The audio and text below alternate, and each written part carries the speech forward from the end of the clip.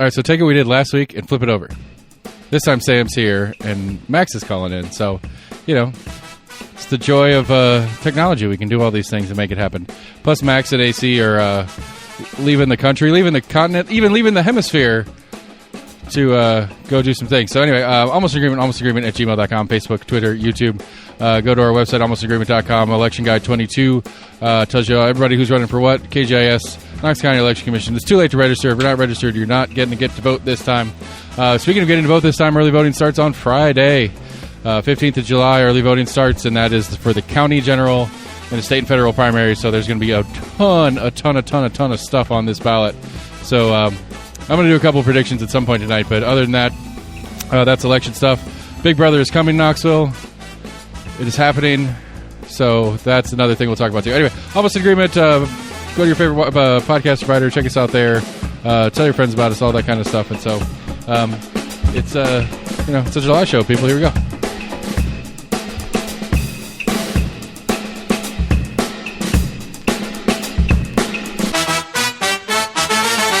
Sam Alamo, my friend, how are you?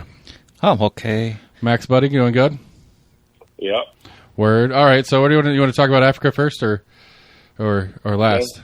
I'm very disappointed. I was talking to Austin. I wanted some meat, and he said you're not allowed to bring any back. No, you can't import game meat. Not even for personal use? No. Not at all. Word. So you can't, but so as part of the safari, you'll get to at least get some and cook it up right on spot. At least you're going to get to at least eat. You will get to at least eat something, right? Yeah, like all our meals are fed our game meat from our hunts or previous hunts or that kind of stuff. So, talking to a guy that did it before, he said like every meal will have like 3 to 4 different game meats. All right, that's acceptable, I suppose. Yeah, you can't. I mean, there's has to do with something about diseased animal, monkeypox, whatever. Well, right, they don't want bringing stuff back. Right, they don't want it getting commercialized somehow, where people are bringing it back to sell it and that kind of shit. Yeah, checks, but because I mean, I guess the easy way is keeps it makes it harder for poached meat to get sold. Any poached parts, meat and tusks or horns or antlers or anything else that's poached animal, having a complete export ban would help protect that. That's not an export ban; it's an import ban. Oh, it's America. America sucks. Yeah, there's a lot of restrictions on importing meat into the United States. Well, I mean, I guess that makes sense a little bit. Yeah, I remember the one story. I remember hearing about a guy that won some crazy lottery to actually go to Africa and shoot a black rhino. Yeah. It ended up being like it was a hyper-aggressive rhino. Of course, he was getting all this flack from people like, hey, you're going to shoot this endangered animal. But I think there was some kind of way for him to bring back at least some part of the rhino from it. I mean, do you get any trophy parts? Are you allowed to bring back a bus or anything? Yes. We're allowed to bring the hides and whatever mount that we want, and we ship that. And they have to clean it really, really well. One of the guys that I was talking to that is like their American contact, he said that like if you're doing a European mount, you don't even need to like send it off to get processed. It's that clean because if it has any kind of meat on it at all, it'll get stopped at the border. So they're pretty much clean. But then we're sending all that stuff to Wallace. And then Wallace will process it and actually make the mounts and tan the hides and all that kind of stuff. Yeah, it makes sense. Plus, it'd be cheaper to ship because you're not shipping a big-ass box. It'll be, all things considered, fairly small compared to the size of the animal. Is there a list of animals that you're supposed to get access to, or is there, what are you going to shoot? Yes. I mean, there's probably like 50 or 60 animals. There is a bunch of them that are restricted from us being dirty Americans, that we can't hunt without approval from our government. It's called a CITES permit, CITIES. So the State Department has to let you do it? Yes, you have to get it from the United States, and then they they issue that permit, and then you can hunt all the cats, rhinoceros, hippo, crocodile. No, hippo's not on there. Honey badger. Honey badgers don't give a fuck. Elephant. Yeah, so the stuff that we can get are pretty much all the ungulates, deer, the deer subspecies there. Yeah, all that stuff. And zebra, yes. Cool. Zebra, sables, Englands, oryxes, bleesbucks, impalas, wildebeest, buffalo. Baboon, you have to have a CITES permit for too. Baboons are mean. Yeah. I would. But yeah, all the lions and panthers and all those kind of cats, you have to have that CITES permit for. That's interesting. So the safari will let you hunt it. It's that the U.S. government won't. As a U.S. citizen, you're not allowed to. Exactly. Interesting. I wonder what the reasoning behind that is. Because there was a freaking, I'm not saying this is why, but that one dentist that went over there and shot that lion and got canceled. I mean, so right. There's the social cost of doing such. I get that part, but as far as an actual legal standard, I find that to be the more interesting one. Like I understand, PETA gets a hold of you and you're restricted from doing something in South Africa. Yeah. I mean, that is what roll us into. Biden at least did some stuff with the Justice Department to try to keep protections for people who leave their state to go get an abortion in another state. That the state that their home residence is can't hold them legally responsible. That went through this last week. Did you hear about that? No, was that after I left? Yeah, it was since the last show, yes. Biden did it since the last show. Oh, no, I thought you said you were talking about that. No, I was just saying that the idea of a local government trying to have jurisdiction over you when you're in a foreign land kind of translates to the idea that we talked about last week of if we go to Vegas and gamble, it's illegal to gamble in Tennessee, but are we breaking Tennessee law when we're in Vegas gambling? No. Yeah. So how are you breaking U.S. how are you breaking U.S. law when you're in South Africa hunting for an animal that the U.S. doesn't want you to hunt? Yeah, and if I'm in Thailand with a 13-year-old, I'm just kidding. I mean, it's gross. It's unacceptable. But I don't know. I couldn't understand. I mean, maybe I could see grounds for not letting you back into the country. You lose your citizenship. But it's still kind of, Yeah, you're gross though. That was a good counter. Well played. I got nothing against that. So I need to clarify my poor post. Not poor post. It's not untrue. It's just not as clear cut as I've made the post out to be. So the Big Brother thing. So City Council voted earlier tonight to approve the hiring of an architect to design out in the new safety complex in the old St. Mary's building. Like where they're building, where the new police department and all that shit's going to be. A separate architect's going to come in and design and do all the setup for the remote surveillance room. That's not what they're calling it or whatever. But legally speaking, they have the power to do it. The KPD's had the power to do it for years. Real-time crime center. Right. So the real-time crime center, but it's literally just going to be a room with a bunch of monitors in it, and any camera that is city property and looking into public spaces will be up for viewing, and an officer will be on duty watching it. And if I understand correctly, part of the deal is that if private companies and landowners want to, they can offer their camera systems to access as well. And so, if we wanted to allow KPD to watch our store cameras, we could. Now, that side makes a little more sense to me because we, as the business, are offering that up. And again, I understand that there's no whatever expectation of privacy when you're walking down the sidewalk on Gay Street. And if there's a camera on the corner, on the post on the corner looking down Gay Street and sees you walking, you don't have expectation of privacy. I still think it's gross. No, it doesn't bother me. I mean, the cameras are already there. I mean, they can relook at the footage and be like, oh, man, someone should have been watching that tape when that woman got murdered. Maybe we could have stopped it. Like, they can look at these cameras anyway, but now you're just going to have somebody looking at it live, which makes more sense if you're going to have cameras there. Okay, well, I mean, if you're going to submit to the surveillance, then I guess the best version of the surveillance should happen. Yeah. Yeah. I don't like the submission to the surveillance, I guess, is where I draw the line. I draw the line before this. I don't like the fact that it's legal that they can do that. That they can put cameras up on public property? Mm-hmm. I don't like the idea. I'm uncomfortable. Like it's a city property. Right. I'm uncomfortable with the idea that I'm being watched all the time.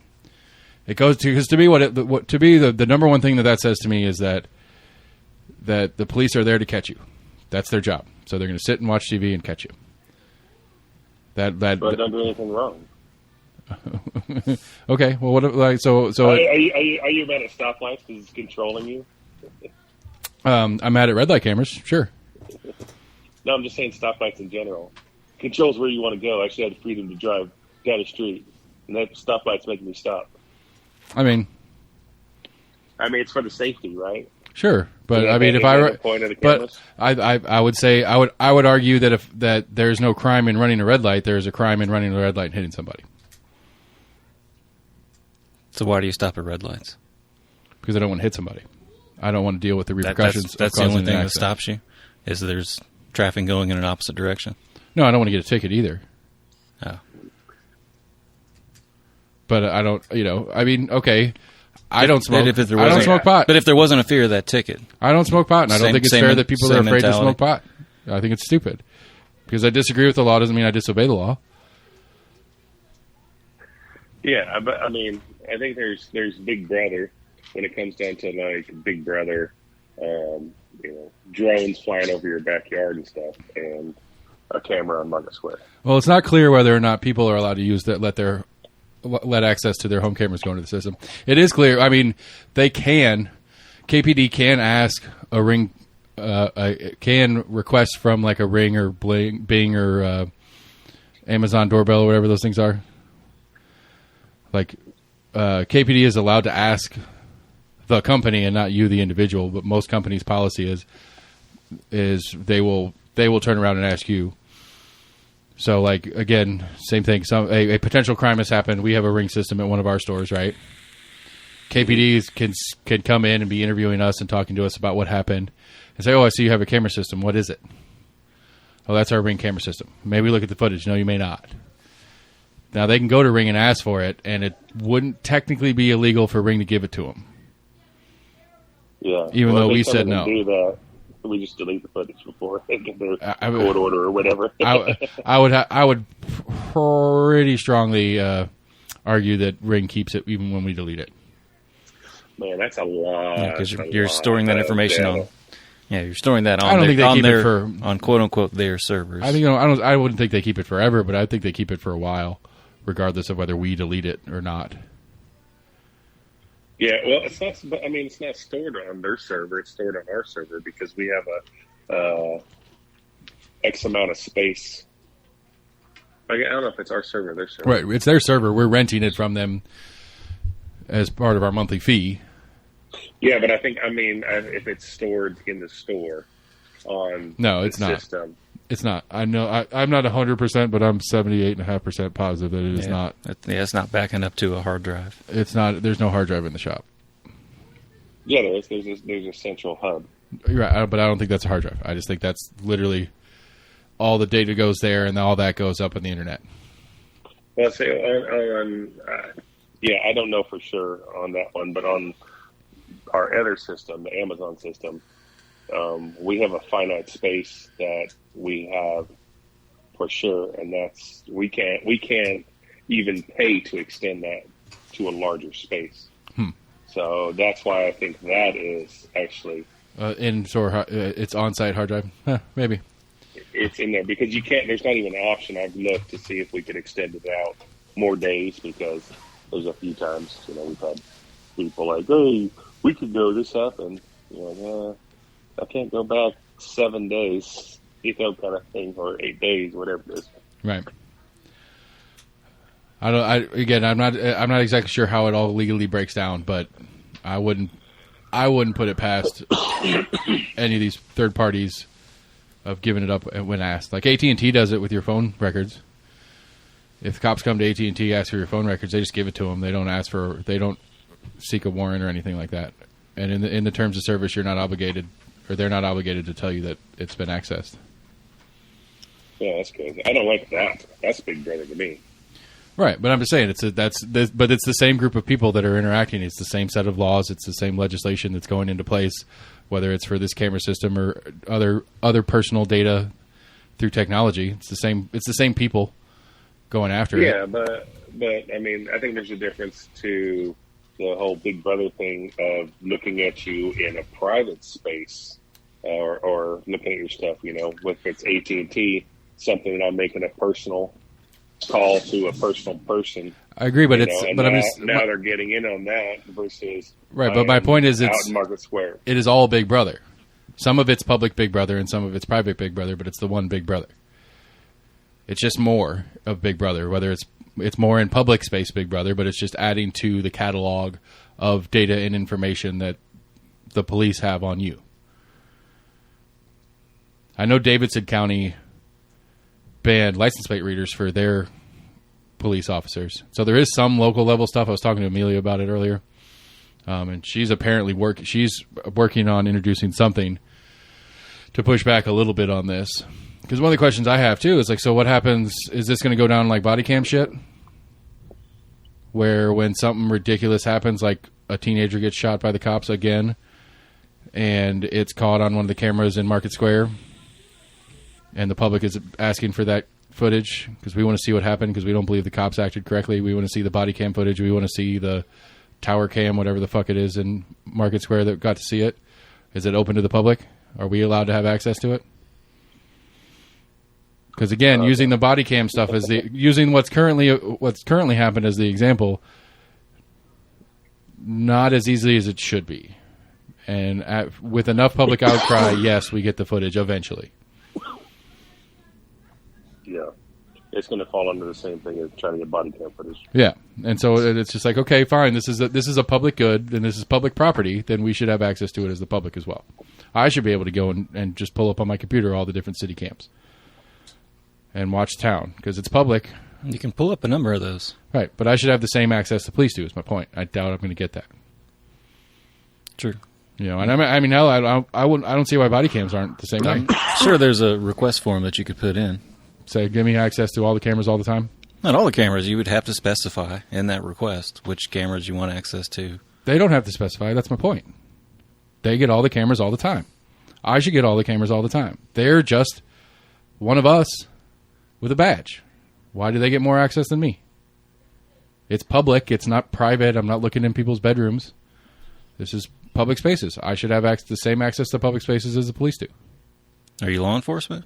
Do I have to be law enforcement to have access to public spaces? By their definition, yes. By their definition? Well, that's fucked up. I don't like that. The person that they allow that's in front of that screening does have to be a law enforcement officer. We'll see how it all shakes down. It is, at least when Scott and Jesse were talking about it on the podcast last week, it will be either police or civilian, I can't remember what the technical term is, civilian employees of the police department. So they may not be actual police officers viewing it. I don't know. So they've put limitations on it? I don't know. I don't care. They shouldn't. Okay. Well, you're arguing for that anyone should have access if they're to going to have everything. it, then yes. If they're going to have it, if the argument is it's public space, you don't have the right to privacy as the person walking down the street, then I should have the same access as they do. I don't see why I wouldn't.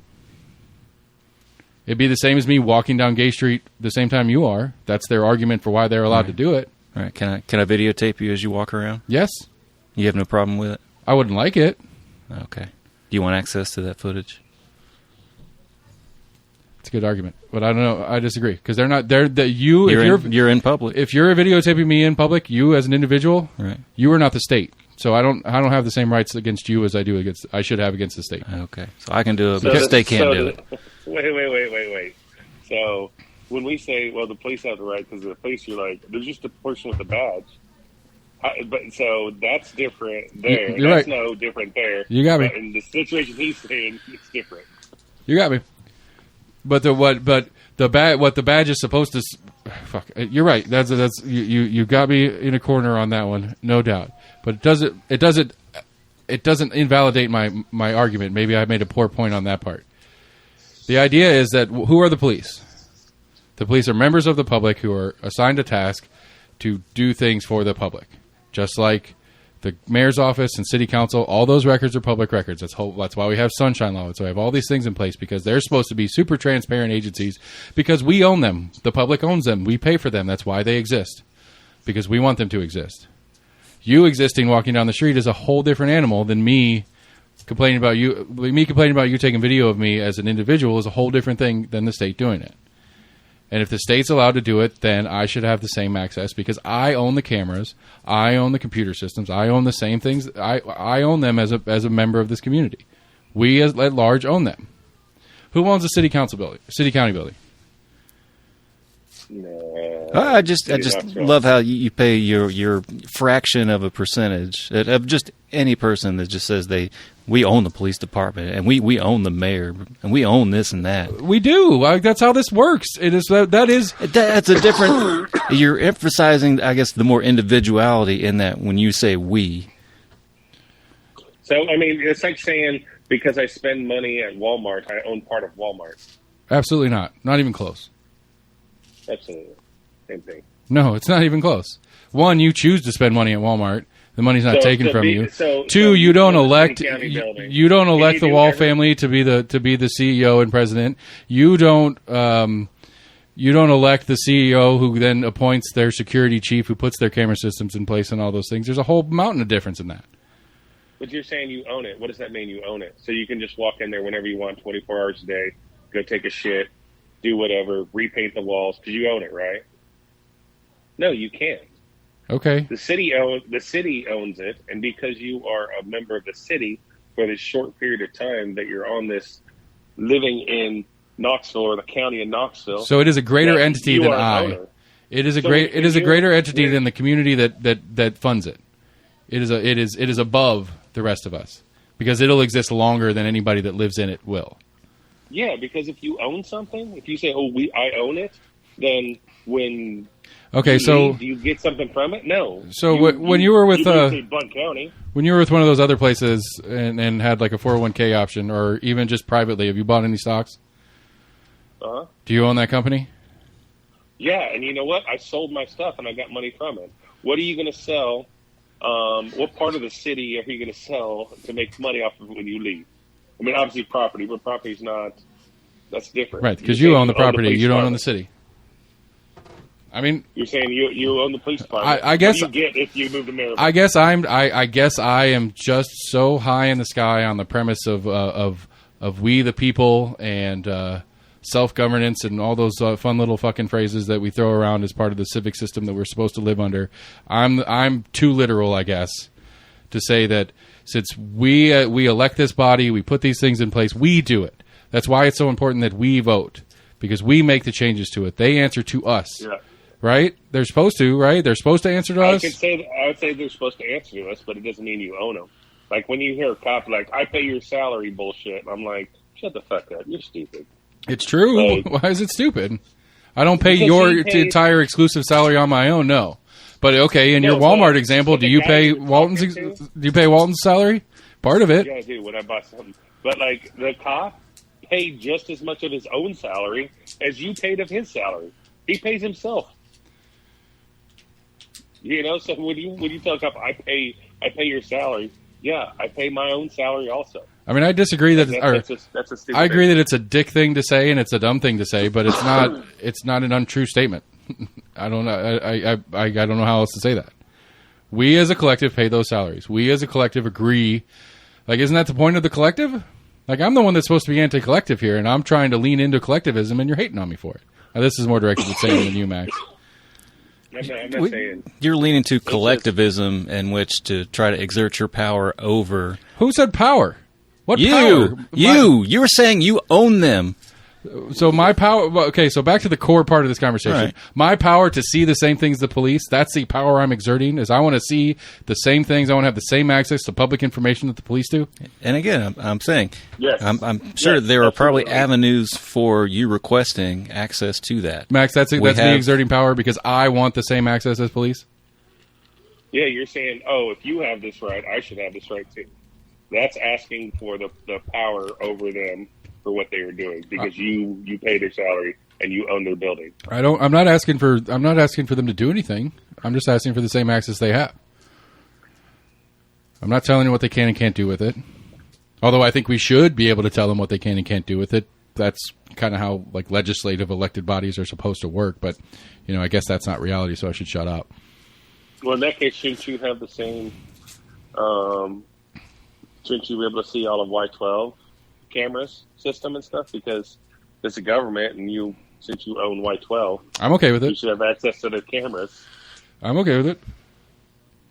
If you're not okay with it, it's a security base. You don't want people having. Okay, so you're comparing people walking down a public street, which is open to the public, and that's the argument about why the police are allowed to view it openly, to a secure nuclear site. I'm saying that there might be some security involved in there. Why they don't want. Right, why they don't want Everyone right, having why the reason they don't want me to have the access to the Y12 cameras is because what they're looking at has like a national security interest to it. Now, what's the national? No, I'm saying even in Market Square, like now you're connected to their servers. Can you hack into their servers? Because it's looked into their system. So now, like there could be something there why they don't. all right, you can look at those other cameras, like the news cameras, and go online and see their streaming stuff. Yes, I can, but that's not what I'm asking for. Because I don't. That is a service that the news companies provide to me. That's not a. So why do you? That's why not do you something want that I have camera on Gate Street? that I have a right to have access to. Say again. So why do you want to look at a camera on Gate Street or Market Square? I don't know. I said I could be some on a lonely Friday night when I got nothing better to do. I can sit and long for the exciting life of the people playing in Market Square, or So I you could see sit that there and 18-year-old girl that walks home to her car every night and make a pattern of it, and then so you can go and rape her in the dark because the camera doesn't see that part of the parking garage. Like, I don't know. I mean, I just think that there could be some security issues there. and so the percentage of the regular populace versus percentage of the police populace that is capable of doing those things? Or are we literally going down to there's only like 3 people in the police department can see it, and we're going to make sure that those 3 aren't rapists? Well, if those people are rapists, then, I mean, that's a problem. I mean, but you got to have somebody with the law enforcement. Their law enforcement do commit crimes themselves. We can't help that, but you got to have a hope that Right, because we, the public, are the bad guys, and the cops are the good guys. Check. Heard that. No, I mean, it has to do with. I mean, cops can do that on their own without having cameras. I could sit and They I could could sit and pull watch it, and I Ralph could over. call in tips too. Why can't I be the good guy in the situation? So for the possibility of there being a bad guy, I shouldn't have access to it. And so in the same light, if that's the argument, if there's a possibility that a bad person could use it poorly, then there's a possibility that a bad police officer could use it poorly too. So if that's the reason I can't have access to it, then that's the reason they shouldn't have access to it either. Jesus. Okay. You're right. You should have access. You don't make any sense. So you knew this was coming up for a vote. Did you have any inclination to go down and speak your opposition to this? I spoke to Amelia Parker about it. Like I said, Gotcha. I'm not a city resident, so it's a little bit of a stretch. I think I theoretically have a right to be heard on it because I do business in the city and stuff like that. Right. But like All the things wrong in the world, and you're going to die on the hill of, I want to see Market Square cameras. I mean, no, that's it's current events. That's what I was trying to talk about here. We can go on to other stuff. There's plenty of other things I'll die on the hill of. I know. Especially on the wrong side of. I again, I get the whole legal parts of the whole thing. I just don't. I don't like it. I don't think it's appropriate. I don't think it's okay. I don't have a legal standing for it. I just think it's inappropriate. I don't think it's something that I'm not comfortable. I'm not comfortable with it. I don't have a choice. I'll deal with it. But I don't think it's appropriate, and I don't think enough people are paying attention to what's going on in this kind of thing. That it's just another layer of Big Brother gross. It's just But one more. it would be appropriate if you could see the footage also. I mean, I think that's a minimum standard. No, I don't think that's appropriate either. But Okay. I mean, but if they get it, then I should get it. I could get behind it to an extent. I mean, if it was at the point that they're using cameras that are constantly doing facial recognition software, tracking and whatnot. But these are, I'm assuming they're using pretty much governmental buildings that are in that area that already have established. Could be on every light. I mean, they could start. I mean, it's a new system, so well, yeah, you're probably right. It'll probably be pretty scattered to start with.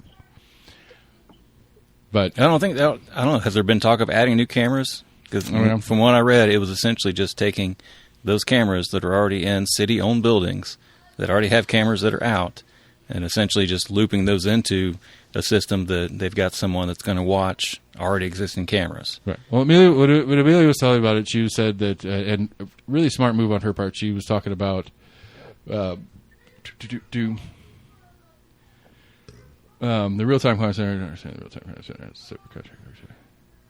But one of the things she was looking at is the New Orleans Police Department use of it, and it's one of those. Her main complaint is this is one of those that showed up. It's getting voted on. She didn't have a lot of time to dig around into it. It hit the agenda the middle of last week, I think, after 4th of July, and everybody was on vacation and shit like that. And so it was a quick turnaround process to approve this thing. There's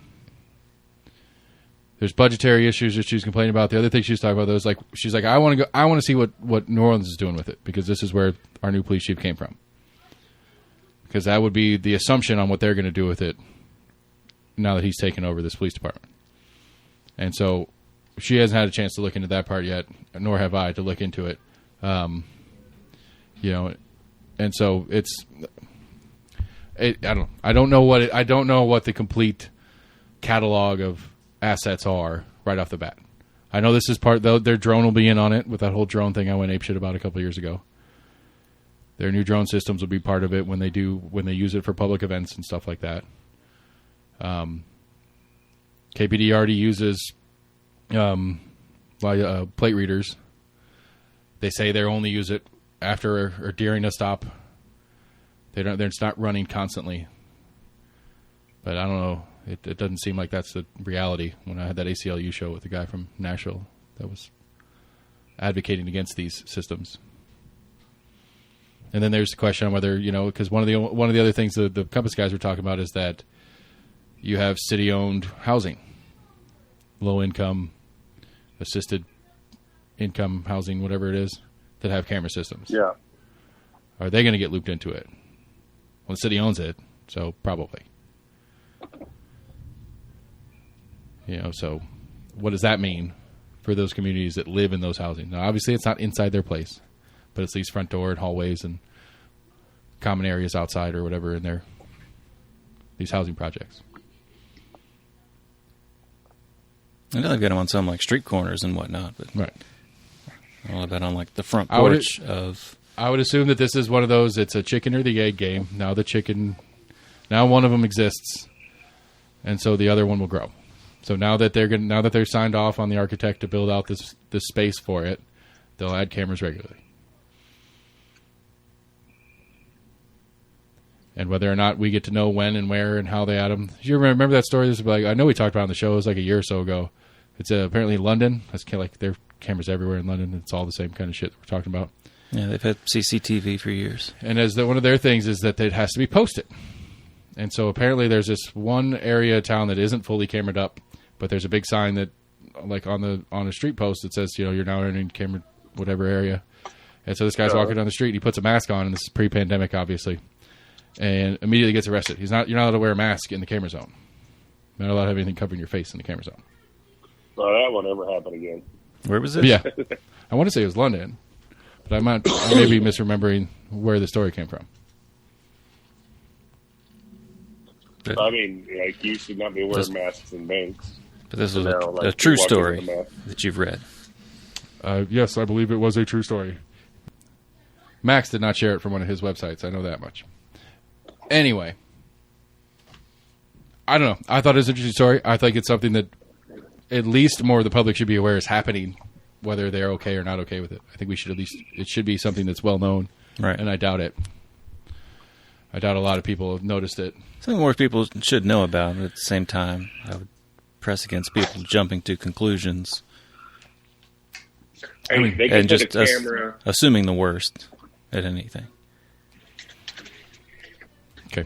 They can put a camera in my front yard if they're going to do something about lowering gas prices. I'm more concerned about that. And cameras. All right, Mayor Jacobs. It sounds like a Mayor Jacobs talking point there. You have absolutely zero possibility of doing anything at all about gas prices as a Knox County mayor, but you're going to talk about it. I agree. He's not lying when he says he's going to do everything in his power to lower gas prices. I mean, but I 100% agree. So for this election coming up, so Friday early voting starts Friday. The county general, when economics, if economics is your core issue, which is most people's core, one of, at least top one or two issues for most people. If economics is one of your top issues, and you're going into the county general portion, I don't know. I mean, I don't know what ballot item on the county general really matters for your economics. Mayor Jacobs keeping your property tax low. County commission to stay on board with that. I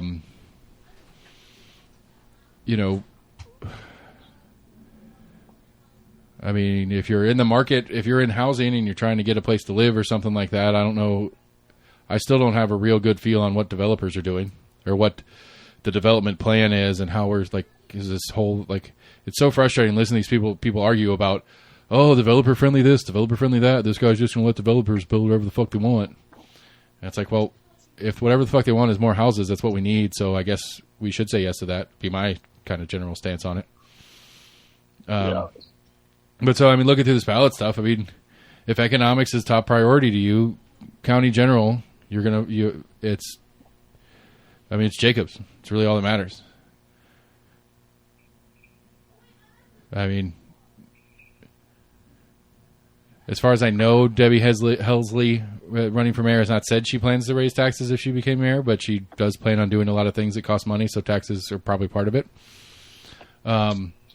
But county commission races, Gina and Stuart Hole in District 3, that doesn't matter to you because that's not you. Rhonda Lee is yours. She's not running against anybody, so you're already done with that one.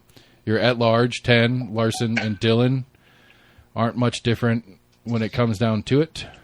The cops like Dillon more, if that helps you. Does Dylan like cameras? I don't know. That's not. I mean, this is county. That's a city thing with the cameras. Oh yeah. Kim Frazier and Vivian Shipe and this Donald Bridges and at large 11. Is he going to lower the furniture prices in Knoxville? Maybe she might. That might be her whole scam in politics. But I mean, she is the most. Because apparently, like, as the local divide goes in Republican Democrat, there's developer-friendly Republicans, or Republicans are painted as developer-friendly, where Democrats are painted as neighborhood-friendly. Neighborhood meaning they're keeping your neighborhood safe from, growth that's going to destroy your property value, make it go up, but whatever. Destroy your property value. But just destroy. But I mean, that is the general pitch that goes out when I hear people talking about it, is that this candidate stands up for neighborhoods. Will help you protect your neighborhood from, expansion and growth and overrunning the infrastructure that you use to get in and out of your neighborhood and shit like that. And that tends to be the Democrats, where the Republicans are the ones, they like the big business developer guys that are coming here and take one of those beautiful farms and turn it into another goddamn McMansion neighborhood. But like, how could you stop? Like, I don't know how that is a political thing. I mean, I guess if you're not allowing zoning to be residential, but I mean, is there a difference between a farm that's residential and a subdivision that's residential? I mean, there's different subsets of like how many units per acre and shit like that. And I mean, agriculture. A farm that has a house on it is still agriculture. I think you have to prove that you're doing something agriculturally at least once every couple of years or so to still be agricultural. I mean, if I have 100 acres and I don't do anything, it's just like it's still agriculture. I mean, it's still whatever it started. It's not going to automatically change. Like that. It's not going to automatically change zoning if you're not. Maybe. No, I don't know. Like if I decided like I have 100 acres and I have a farm. I mean, I have a house. I don't do any farming or I don't do anything like that on that property. And then I can go, you know what? I'm going to make a subdivision on my property. I know, like, when I was looking at in my neighborhood of dividing my property up and putting in, like, the guy said I could put 9 trailers on my property if I wanted to. Damn. For the lot that I have. Now, I don't want to do that, but I could, and that's legally. Like, I can do that. I mean, you should, and rent your house and rent 9 fucking trailers and then go buy that. Well, no, they're tearing it down. I was going to say go buy that gajillion-dollar house on Lakeshore there, or Lions View. They tore that house down. They're splitting that thing up into like 2 or 3 properties. Yeah. I can't believe they tore it down. That was a bummer. But where? It was the most expensive house in Tennessee for a while, wasn't it? I think so. Yeah.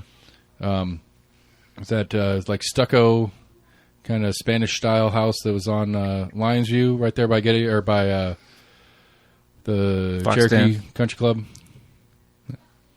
Oh, okay, yeah. I know what you're talking about now. Yeah, like it was like apparently one of the previous owners was a newspaper guy years ago, and Dee's father-in-law who just passed would do a field trip there. Like the school paper would do a field trip to this guy's house, and they would go basically play in the mansion and swim in the pool and like whatever. It wasn't really like an educational field trip. It was that guy's in the paper. That guy's in the newspaper business. You guys are newspaper wannabes in high school. Come do a field trip. This is what being in the news can get you. That's right. I heard Shaq was going to buy that house at one point. I remember hearing that rumor too. That he had bought that house, but I think he had actually bought some house like out in Maryville or somewhere out in the Smokies. I think it's Sevierville. He's a Sevierville guy. Yeah. He owns a bunch of Papa John's.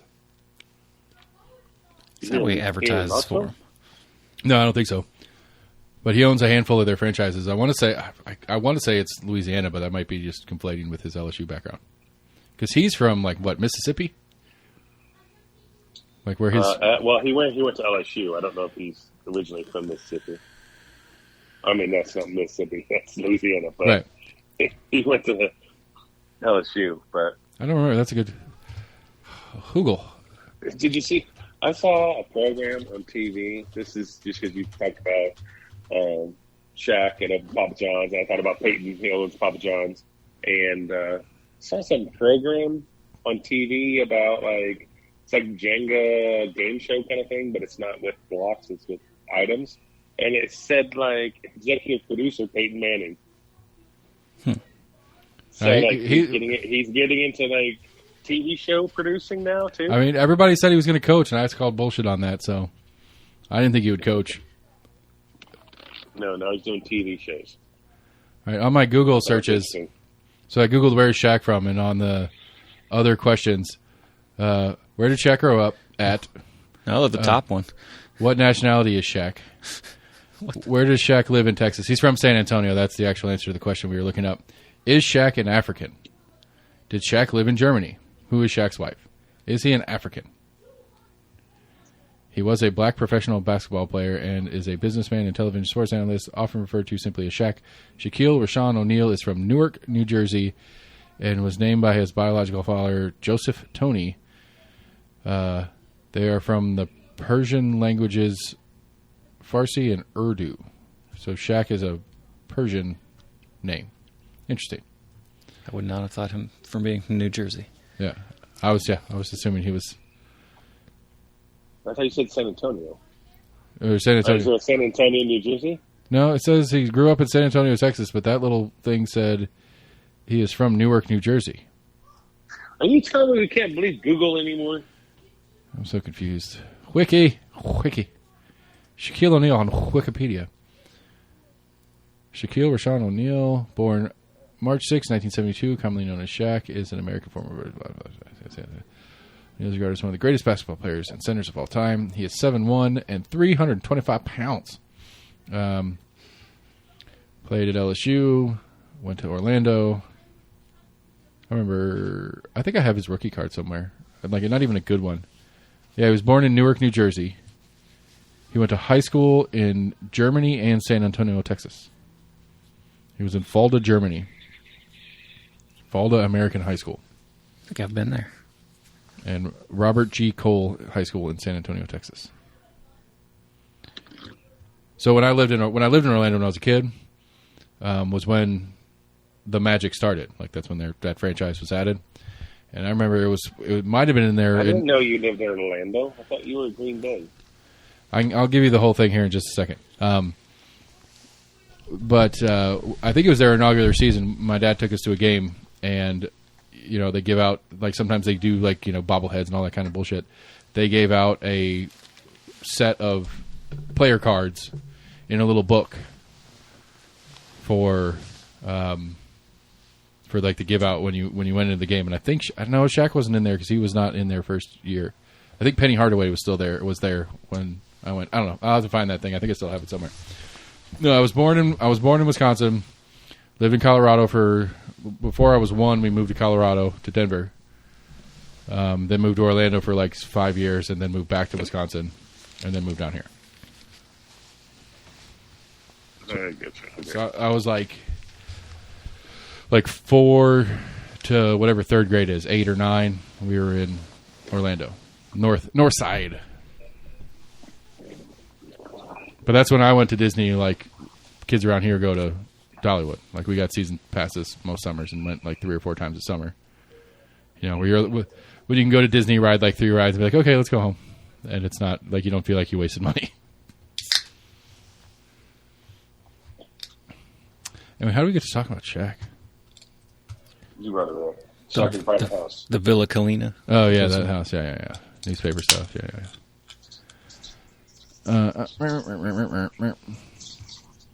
But anyway, I was going down the ballot on if you care about economics, like what you're voting for. Because the really one, and the other side of it too is then when you get into the primaries, which Max will probably pull a Republican. Let's see here, where's the primary portion? Republican Party primary. So Governor Bill Lee's by himself. State Rep Tim Burchett. I already did primaries. Not for state and federal. The state and federal primary is with the county general here. Starting early voting this week. So you'll be back before you can vote when you get back, if you want to. When does it go till? August 4th, okay, or something like that. August 8th, somewhere in there is it says it on the sheet. August 4th is the actual election day. I do have a few days. Yeah.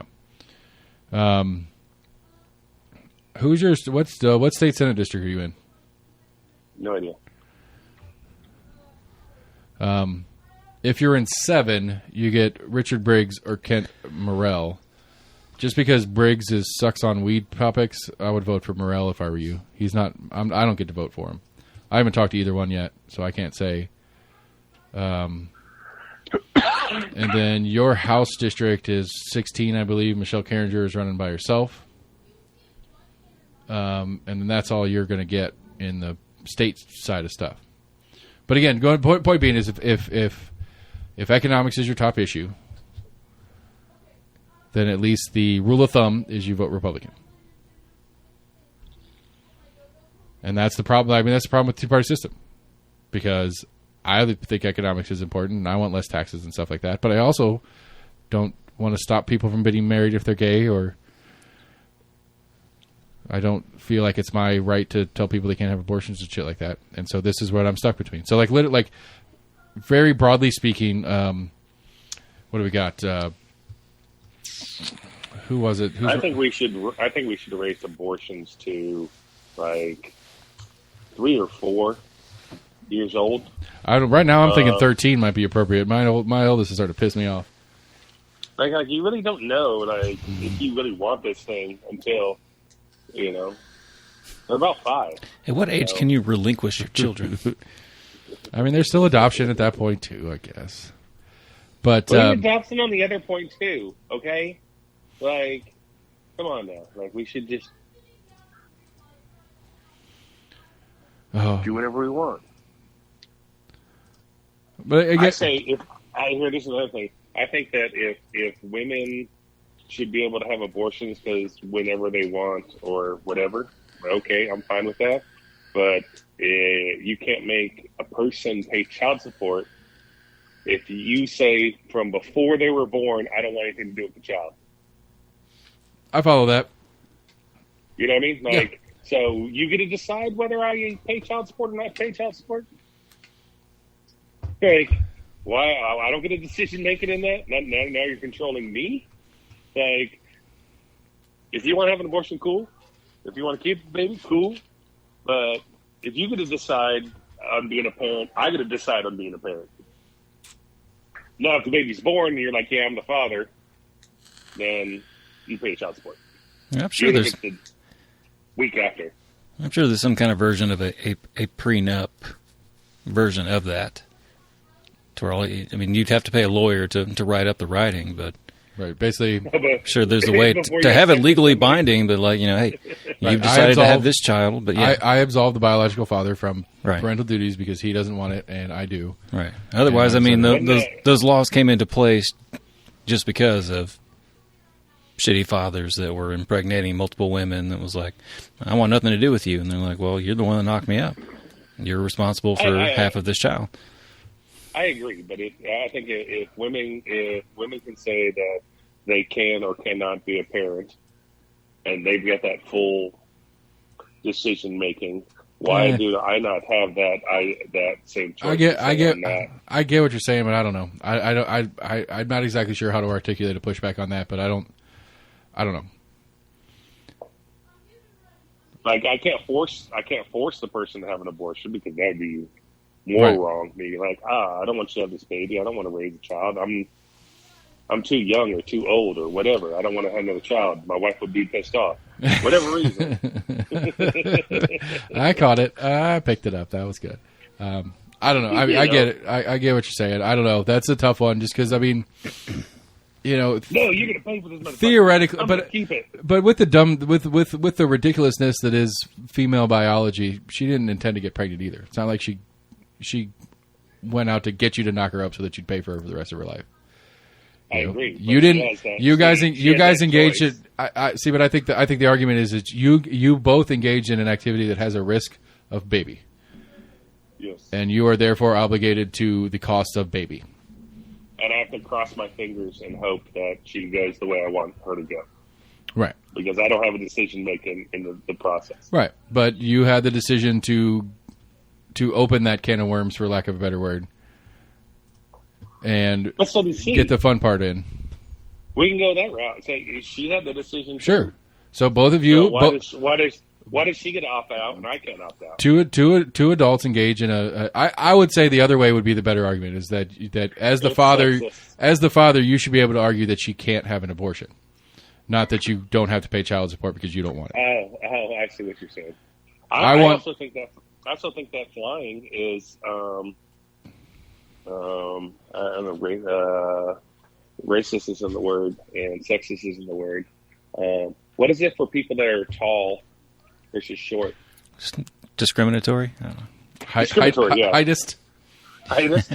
Because, I'm packing, for Africa, and I've got, a lot more heavy clothes because I'm a bigger guy with my overalls and my jackets, and I stopped to stay at that 50 pounds. I was like, under 5 foot, you get a 30-pound max on your suitcase, and then if you're, 5 foot to 6 foot, you get that 30 to 50 pounds. I know. I hear you, man. Over 6 foot, you get that. I hear you, brother. This little old lady asked me to get something off the top shelf of the grocery store the other day because she couldn't reach it. I said, "Fuck you, bitch." Pay me. Did you tell her suck your dick? I was like, that's fucking heightest. Just because I'm tall, I got to do this for you? Fuck. It's bullshit. This is where I have to clarify that these are jokes so people don't get all weird on me.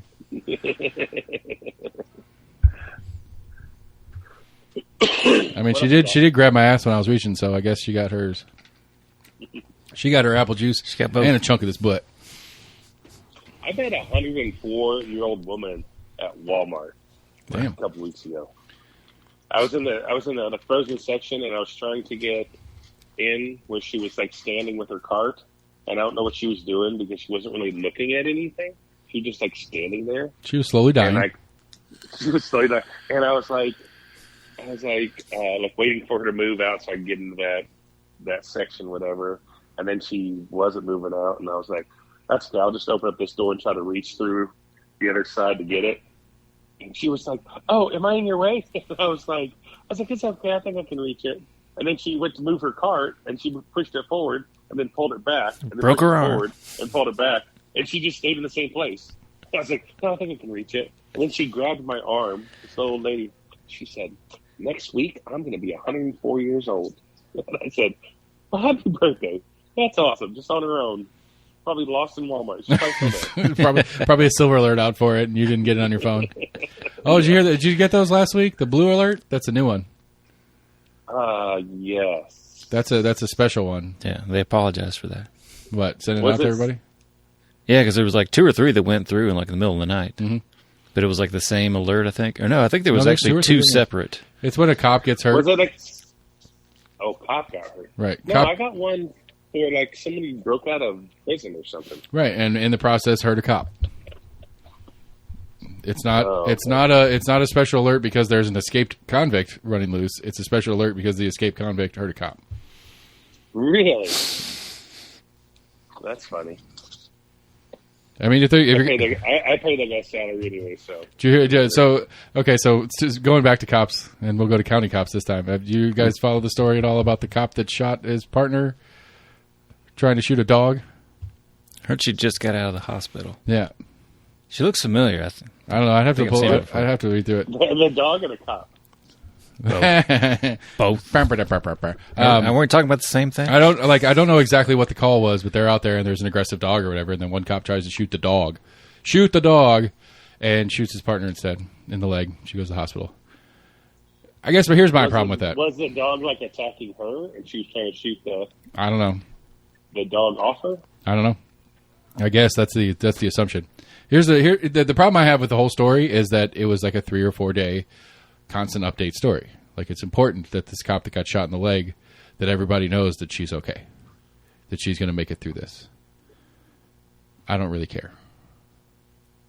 Well, I don't. There's other. You are your own individual. You're right. And going back to Max's joke earlier, is that of all the hills you're going to die on, is this going to be one of them? Well, Knox News at large, not just specifically Knox News Sentinel, but Knoxville news organizations at large, felt like that was an important story to keep us all up to date on.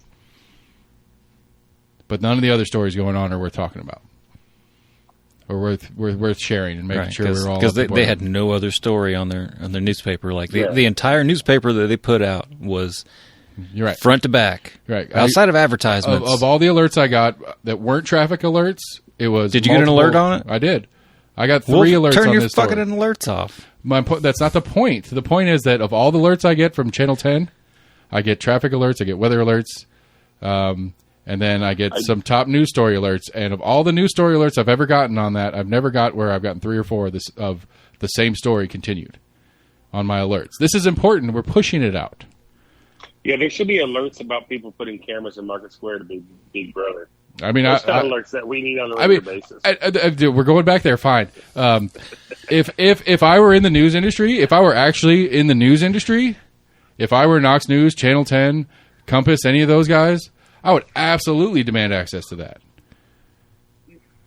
Yeah, you and the other 3 people in Knoxville that cared would be happy. I mean, if news did news, then they should want that. I get your sentiment, but what you view as news isn't the market that they're going for at all times. I agree. Okay, No, they so wanna as go, long as you realize top that. shot. I agree that the business side of news is taking over that has taken over the idea of actually presenting important information to the public. That the idea that the news is supposed to be one of the pushbacks against government overreach has passed. That's not what I'm saying whatsoever. I'm saying that the broad public in the Knoxville area, the stories that they put out aren't always going to align with what you view as the most important stories. I agree that my opinion of what's more important is not necessarily the opinion of the public at large. Okay. But I don't know that I would agree. I don't know. I'd be curious to see some data that says that what they do push out is what the public at large wants. Yes, an officer gets shot, whether it be from her partner or whatever, it's going to be a news story. There was a local police officer that was shot in an incident. Okay. I mean, I only look at one of the local news stations, local news, but it wasn't a huge story like top of the list every day, day in and day out that I was looking at. So I'm not sure why you were getting multiple alerts about this being a major thing. I didn't get the alert at all. Might have been that scam call that was calling me, though. Ooh, what scam call? Yeah, like you get the notice on your phone, scam call. Oh, you just, okay, I get it. Yeah. You got a call from some like veterinarian place out of, I think it was Maryland. And I'd seen it pop up a couple times in the past couple of weeks, and I just kind of kept dismissing it. They finally left a voicemail. I was like, "Hey, we're just calling to confirm your appointment on Monday." And I called, finally picked it up, and I was like, I don't even live in that state. They're like, "Oh, we're sorry." I was like, "Somebody gave you the wrong number. I'm sorry." I'll be there. Yeah. I'll be there. Hold my spot, please. I'll be there. I'm running late. Just give me 2 more hours. But hold my spot. I will give you $200 if you hold my spot. You're going to drive across town. Did you see the, I shared the story, so of course you saw it. The Discovery Channel is vacating their campus. Yes. I didn't realize exactly where it was until I saw a picture earlier. But it's multiple companies in there, right? Is it just Discovery Channel and they're kind of tiny part of I mean, it's the parent company. that network, right? I can't remember who the parent Scripps? company is off the top. It's not Scripps anymore, but yeah, because Discovery, Scripps, Warner, something. I don't remember what the whole Magnolia Network. Whole Chip and Joanna Gaines. Trying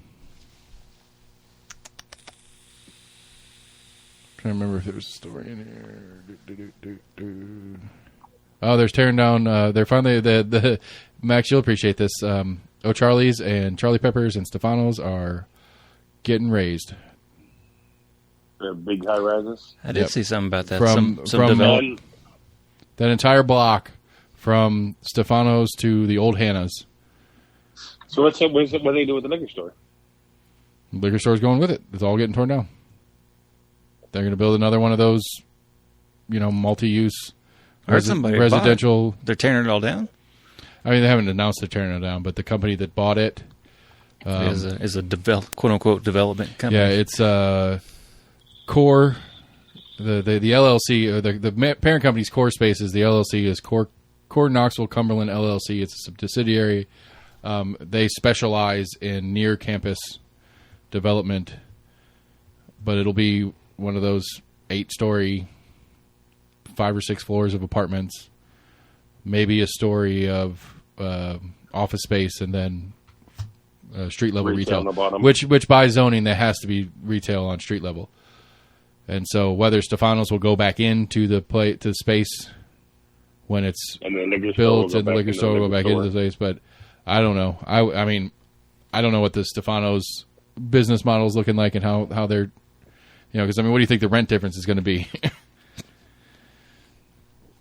Who knows? And I mean, Stefano's is a Burleson, right? It's an Aubrey's concept. Yeah, it is. And so it's not like they're hard up for money or anything, but at the same time, this could be a good excuse to be like, deuces, bitches. Yeah. Because the nostalgia of the spot is the only thing to me that has any value. Like, their pizza's not that great. I've not eaten there in A decade? Me either. forever. Yeah. Yeah, 20 years. I mean, it's like a church is in. It's like some weird little church thing in the old Charlie Peppers. Which I would argue that was one of the best patios on the Strip. Charlie Peppers. No, well, just because it was raised. Yeah, that was the coolest part about it. I mean, O'Charlie's was a good one. That's I mean, the new Hannah's one's actually kind of cool just because it's right there at street level and it's just a fence between you and the public, and people like to whatever. But yeah, I would say that. I've not been down there forever, so I don't even know what anything looks like. I mean, I'm just saying, back in our day, do you think O'Charlie's had a better patio? Yeah, I mean, when you think about like the Charlie's patio was like always full, and that Charlie Peppers patio was not as full as. I mean, and the weather dependency was better about the O'Charlie's one, having it covered, having the garage doors. We could be in there when it's 17 degrees outside, and you can still party. Functionality, I agree with the I'm O'Charlie's just trying one. to think of Hannah's patio.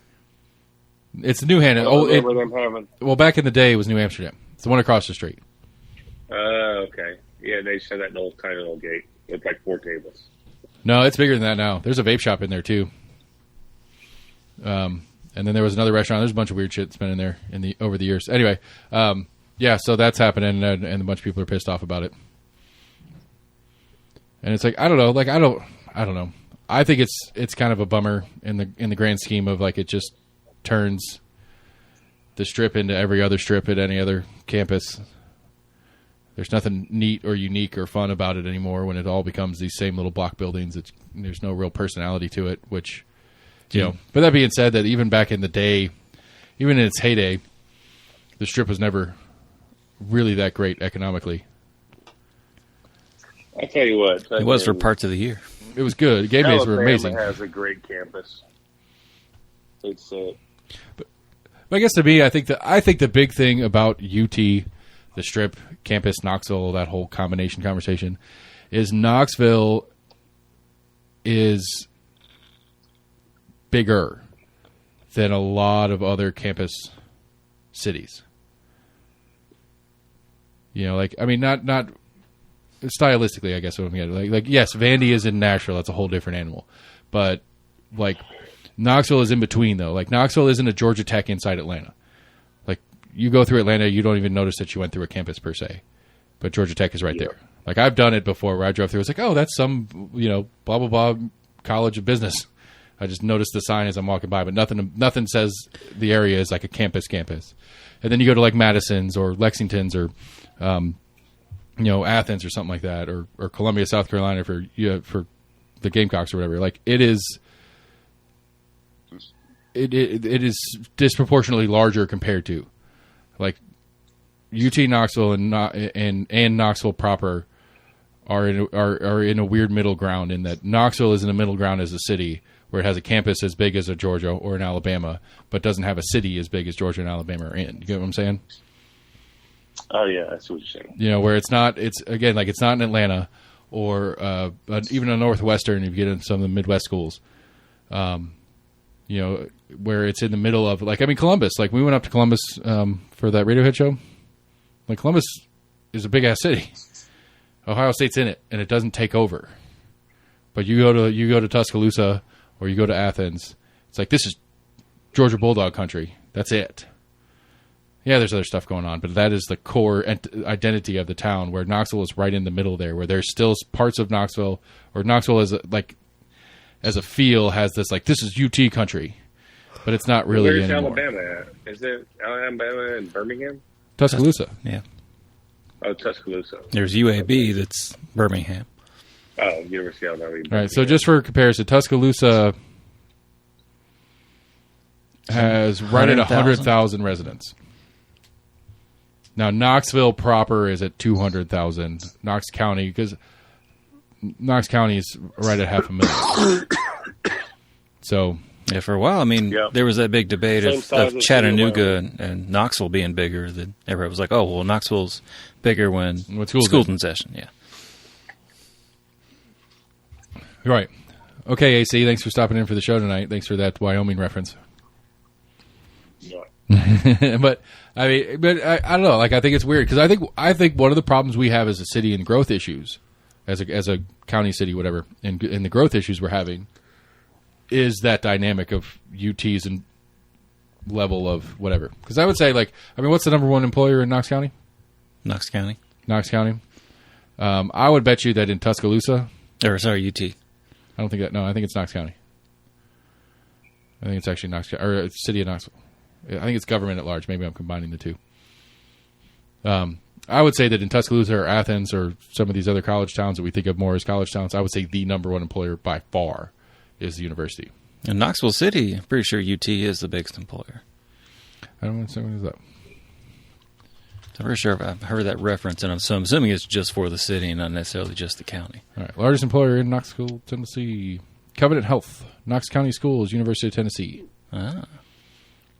So city is So Knox County Schools as a subdivision of Knox County at large is bigger than the University of Tennessee by 600 people. Say again, Max. I was like, so they're like city is 4. What city? Yeah, Y12 National Security Complex comes in at number 4 according to eteda.org. How? I don't know. Y12 is East Tennessee Economic Development Agency website. Covenant Health, Knox County Schools, University of Tennessee, Y12, Walmart stores, Oak Ridge National Lab, Roane County. Oh, okay. Hey guys, I gotta jump off. I got some more stuff I have to do before we leave. All right, pack it up, man. Have a good trip. Be safe. I don't know. I'll try to get you to call in from Africa, but I'm sure that's not going to happen. It'll be a little pricey. All right, man. Be good. Bring us back some skins and stuff later. Okay, so because it was in like Dollywood and shit. It's like, is that people living in Knox County that yeah, I think so. Because commute there? Because Denzo's Maryville, Clayton Homes, that's Maryville. But even if you just take the county, if you take out the regionals,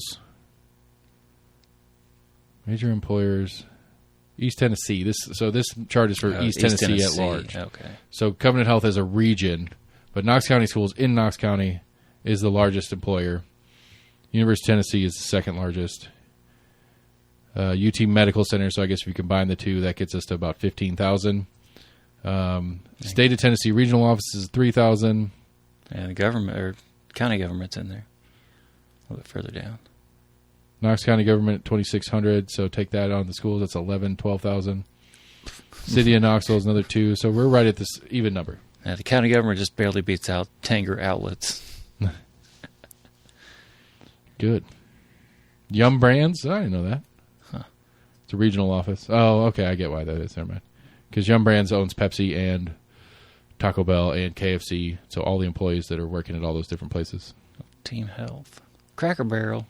Damn. We don't have that many Cracker Barrels in East Tennessee, do we? Blount County Schools, McGee Tyson, A&G Base.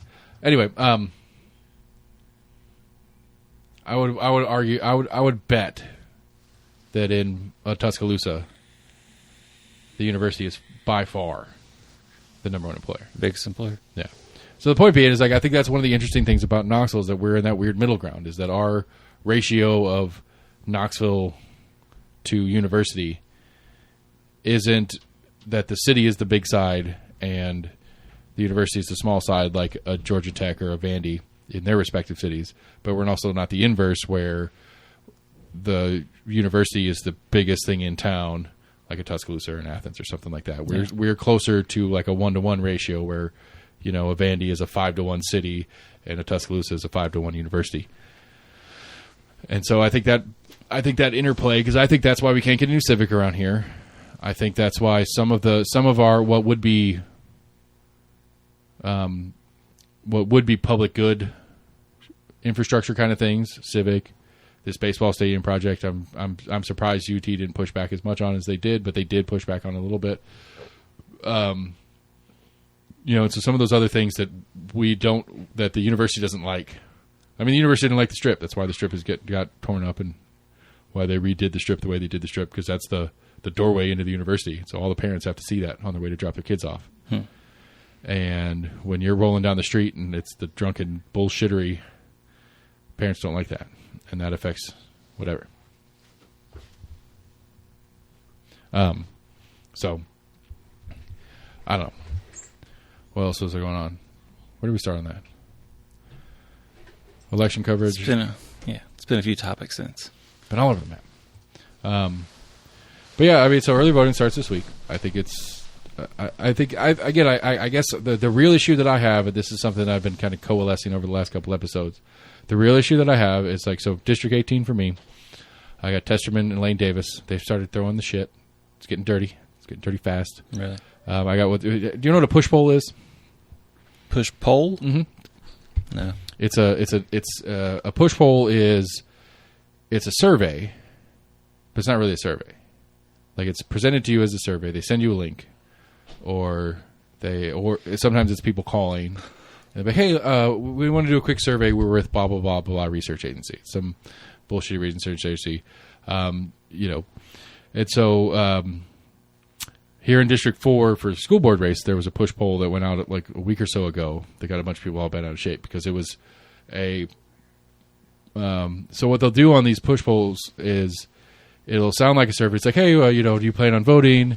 Generally speaking, do you vote Republican or Democrat? They start out with some of these softball questions. But then when it gets clear that it's a push poll, would it change your opinion of Catherine Bike in District 4 if you knew that she supported Black Lives Matter? And so they're asking it as a question, but what they're really doing is trying to tell you that she supports Black Lives Matter, which goes back into the cycle of things. And somewhere in her Twitter feed a couple of years ago, she retweeted something that was Black Lives Matter friendly. So a push poll tries to push you in one direction. It's not really an opinion. It tries poll. It puts on the feeling that it's a poll, but it's really trying to show. And so I've gotten two now, and it's not necessarily from Elaine Davis. But it's pro Elaine, or at least it's anti Testerman. I've gotten two now that are the same thing. Would your opinion of Janet Testerman change if you knew she voted for $100 million in reparations for the city of Knoxville black residents? Which is not an accurate statement anyway. But these go out to a lot of people who don't pay attention, who don't know better, and they see stuff like that, and they react to it. And it's a primary poll, and so one thing that the Compass guys are talking about that's interesting is that. To get all the way down to a local school board race for the Cat Bike Will Edwards one, that was the Black Lives Matter one or whatever, is rare. Especially because it wasn't from Will Edwards. Like, it wasn't from his campaign. There's no documentation. Like, it would be clear in the documentation that he paid for this push poll. It's not there. It's a third party, without his permission, without his knowledge, ran this thing. And as far as at least what Scott was telling me about from Compass, he was saying he's like we can't figure out who actually paid for this. He's like, I know who did it, but they're not obligated to tell me who paid them to do the poll. Right. And so same day I get this push poll for the Elaine Davis Janet Testerman one, I get a flyer from Janet Testerman's campaign. It says clearly on it, paid for by Janet Testerman, treasurer, blah blah blah blah.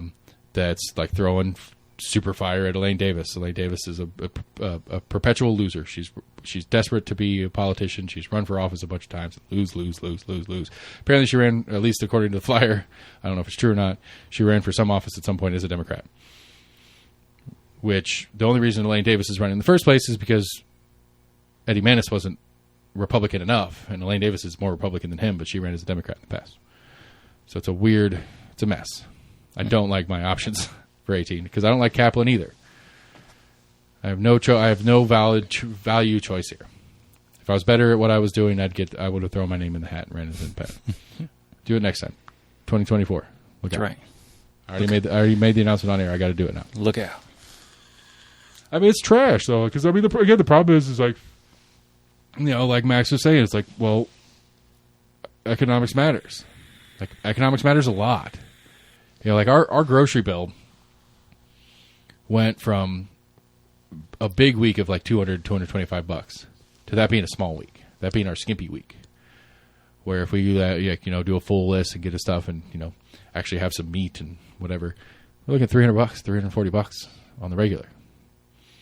And if I only had the one job, I couldn't afford it. And it's I don't know. I'd have to go back and dig around and do some research or whatever and look what the difference is. But I mean, everything's up. I mean, how I remember, like, was it 2 for $1 sausage biscuits when we worked at McDonald's back when we were kids? I know that was a long time ago. $1.29 maybe.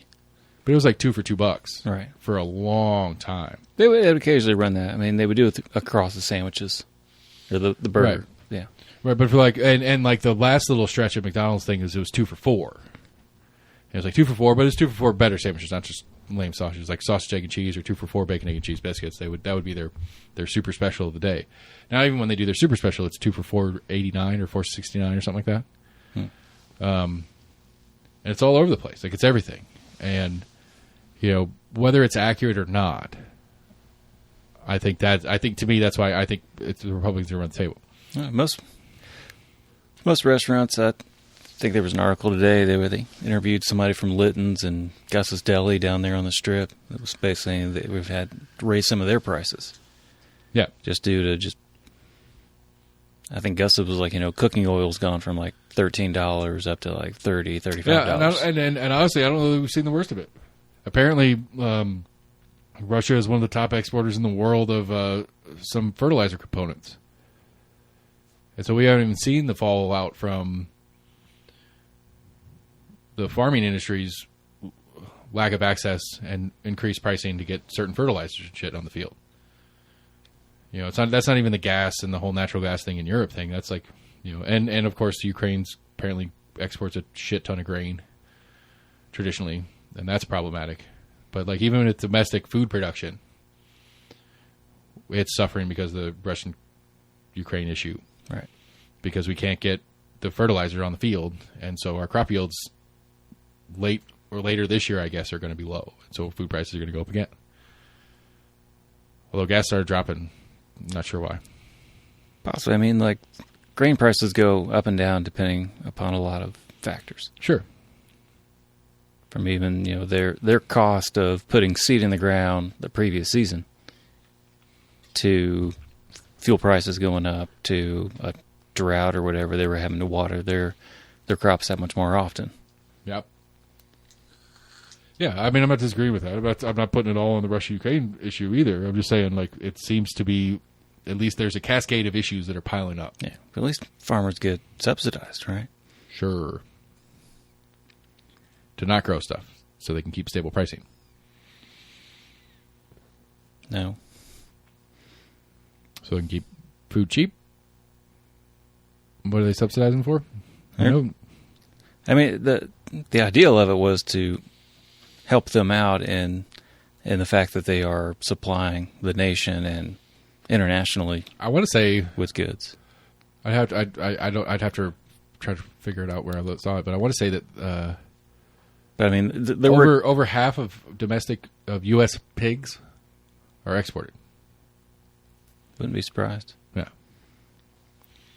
And so, I mean, if we're offering them for cheap, right? I mean, that would be the economic markets, side of it. Yeah. But are we offering them cheap because of subsidies, and they're sending cheap pigs to China because a bit of both? But I mean, at the same time, other markets where they don't have the availability of pork is a luxury to them, to where they're willing to pay that much more. Mm-hmm. And from a producer standpoint, that looks more lucrative to them. It's more appealing to their bottom line. Right. But are they getting subsidies and exporting? Is that okay? Are we good with... I mean, that's a conversation to be had. Should we subsidize for export? Right. Especially when our food prices here are rising quickly. I mean, bacon's one of the highest percentage raises in this inflation conversation. Bacon's up like 12%.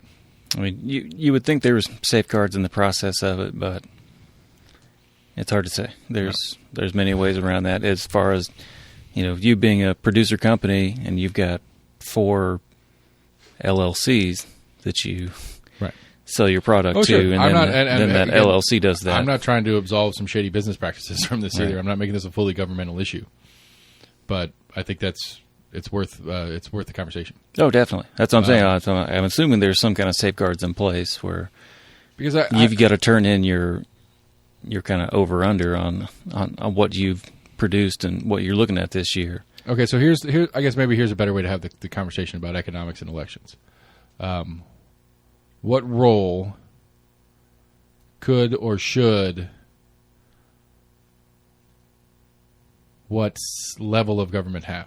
This is another one that, again, this is one of the issues to me at large, is that we as constituents aren't clear on what role has the authority in the first place. So, okay, let me take my levels out of that. Just what role should government have in helping offset this inflation issue that we're in front of? What should they be doing? Could they be doing? And then we'll try to figure out who would or wouldn't have the authority to do that. Does that make sense? Because I think one of the things, like, because again, like we were joking earlier about Mayor Jacobs talking about gas prices. Fuck off, Mayor Jacobs. You have zero, no, absolutely nothing, other than maybe trying to get some state level candidates to do something about state level gas tax. Right.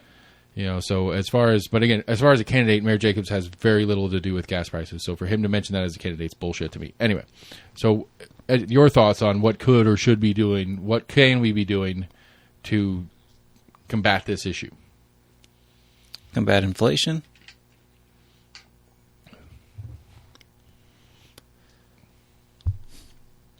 I'm not really sure where to even start with that. I think we should ban the export of U.S. oil. That's the first start. That's a start for me. You think that would help just domestic inflation? I mean, it would help gas prices domestically, for sure. But it would be, you're not allowed to send it overseas when we can't buy it here. Well, we can buy it here. Not sure, but it's contributing to the global market, which is contributing to the price factor. Right. But I mean, we go back and forth between the number one and number two producer of it. Sure, but as the number one or number two producer of it, you know, it's the same thing as like. I think we export more liquid natural gas (LNG) than I would think oil, but I'm not sure. And again, that's the weird thing that you get into with talking about oil. That like everyone just associates it essentially with just gasoline prices, but I mean, it gets down to plastics. You have plastics, petroleum-based products. You've got even just regular like not necessarily crude oil, but petroleum-based products where you're talking about lubricants and everything that major manufacturers need engine on oils, a daily diesels, basis. There's. I mean, just lubricating fluid that. Right, engine oil or other oils, but right. Yes, oils and not in the sense of. Right, I get what you're saying. Yeah. I mean, I think I think for me, on a national level, and I've already said this on the show and I'll say it again, I think the number one thing is I think if Joe Biden wants to be the president again and he wants to continue and he wants to save any chance the Democrats have of winning any of these midterms, is he needs to go out and put trillions of U.S. dollars into development of nuclear power plants across this country. Everywhere. All over the place. All of them. I think the biggest doing a lot with that. Functional it's economic not just shift. I don't think it's not really a light switch effect. No, it would take all of a sudden decades. they would start even before the first one would be built.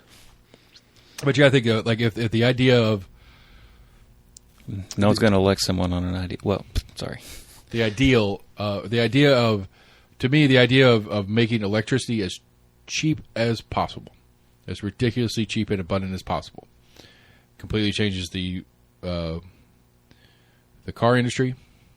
It would like GM and Ford and everybody would just stop making gas cars because everybody would want electric cars because it's dirt ass cheap to own an electric car. You got to buy the car, but to continually charge the car and stuff, it's dirt cheap. And so stuff like and in compounding effects, we'd get into electric trucking. We'd figure it out. Somebody would figure it out because of how cheap it is. Like it would be 500 miles max, and they would just have trucks, and they would just swap the truck out and move the load to another electric truck and do the next 500 miles or whatever. Because it would be cheaper to pay a driver to drive 500 miles and sit and recharge that whole truck and then let another driver drive the next 500 miles than a gasoline version of a 1,000-mile run. Right. Like those kind of things. And I think make electricity super, super cheap. It would make some intercity and intracity mass transit more affordable. And it would be easier for states and localities to invest in, hey, let's do a train from Memphis to the Tri-Cities that stops in Knoxville, stops in Nashville. That's an electric train. Maybe not a super bullet, super fast train, but a quick train that shoot around. There was a big push for a little while as far as hydrogen power. And I've heard less and less about that. I mean, it is an H-bomb in under the hood of your car. Yeah. It's a small one. But I don't know. I mean, there's because it's like you. But there were cities that started doing their mass transit systems that were running on hydrogen. Yeah, but you do still have. That's another thing where you kind of like liquid natural gas. You do have to have that storage tank of compressed hydrogen there to fill it, and I'm assuming trucks to then go fill those tanks. Yeah, you just have to put the infrastructure there. But I think as a long-term investment, I think that'd be number one. I think as a short-term, I don't know. I think we'd have. I think the first issue is we've got to figure out how to start making shit again. Definitely part of it. 9 out of 10. No, that's not true. Like 11 out of 10 things that you have, at least at minimum, have components that were imported. That's not true. Probably that beer in your hand is probably the only fully domestic product. It's probably U.S. aluminum that was pressed. Well, that's Yuengling, but there's a ball plant in Sevier County that all they do is cans. Just kick out tens and millions of can blanks. And then the beer was made here. Maybe they import some hops. Definitely. I don't know if Yuengling does. I don't know. True. Depends on who it is. But, zippers. all the little parts and pieces. Like, we got to figure out how to start making shit here again. Yeah. I don't know what the answer to that is. That's probably part of it. A lot of people don't realize didn't realize with the whole Russia-Ukraine thing is how much, I guess, like grains were coming out of Ukraine. Yeah. I guess everybody called it like the breadbasket of the world, but there was a good bit of the world that was being supplied by grains coming out of Ukraine. Okay. I mean, same with California here in the U.S. Did you see that Gavin Newsom ran a political ad in Florida? I did read that, yeah. That was weird. And a lot of people suspect that he may be trying to throw his hat in for 2024. There's been some polling that says that nobody wants Biden to run again. And a lot of people don't want Trump to run again. As far as, like, I can't remember. I don't think Gavin Newsom would do well in a national primary. I don't know. But I'm just saying, like, there was a poll that came out, and it was, like, of the entirety of the poll, like 90% wanted neither Trump or Biden to run again. Of the Democrats in the poll, like 70% of the Democrats didn't want Biden to run again. Of the Republicans in the poll, like 80% didn't want Trump to run again. Like, this is the problem with the system, is that the populace does not want this. Yeah. Does not want either part of this. But it is very likely that we're going to be stuck in 2024 with the Trump-Biden rematch. Yeah. That is the best answer I think you've given all night to anything that I've said. Oh, well, thank you. I mean, it's just because it's ridiculous. It's dumb, and we're going to do it again. Because the way the system works. And I guess if we're lucky, we'll get Kamala instead of Biden, which is even less liked by people than Biden is. Nah, I don't see that happening as much either. But I mean, it's just one of those, like, the I don't think she would, as the sitting vice president, then run. She won't primary him, no. But if he decides not to run, unless someone convinces him in a good, well, I guess probably within the next year or so, to go ahead and announce that he is not going to run, at least publicly, because it wouldn't look well if she announced that she's running before he announced that he's not going to run. But if he announces that he's not going to, or if it is clear, or if he dies, or if he gets real sick, or whatever, that he's not going to run again, the rules say, and it's not rules written in stone, but it's the standard rules at play, that the vice president runs next. And nobody wants that either. If for whatever reason he doesn't run again, Well, she ran for it in the past. Right, and she sucked at it. And she got tapped. Like midway through the pack or something? No, she didn't even make it to the Iowa. Really? Where Pete Buttigieg is sort of won. But it was unclear.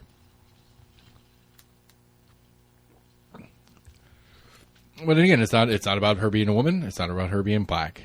It's about she's a bad political figure. She's very unlikable.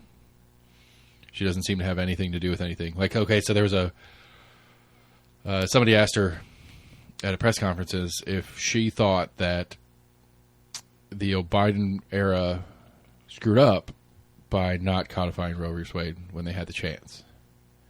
And she gave the most nonsensical non-answer ever. And it's like, you have zero political, like, you're not ostracizing anybody. I mean, like, hey, I wasn't even in Senate. I was she was the governor of California at the time, maybe.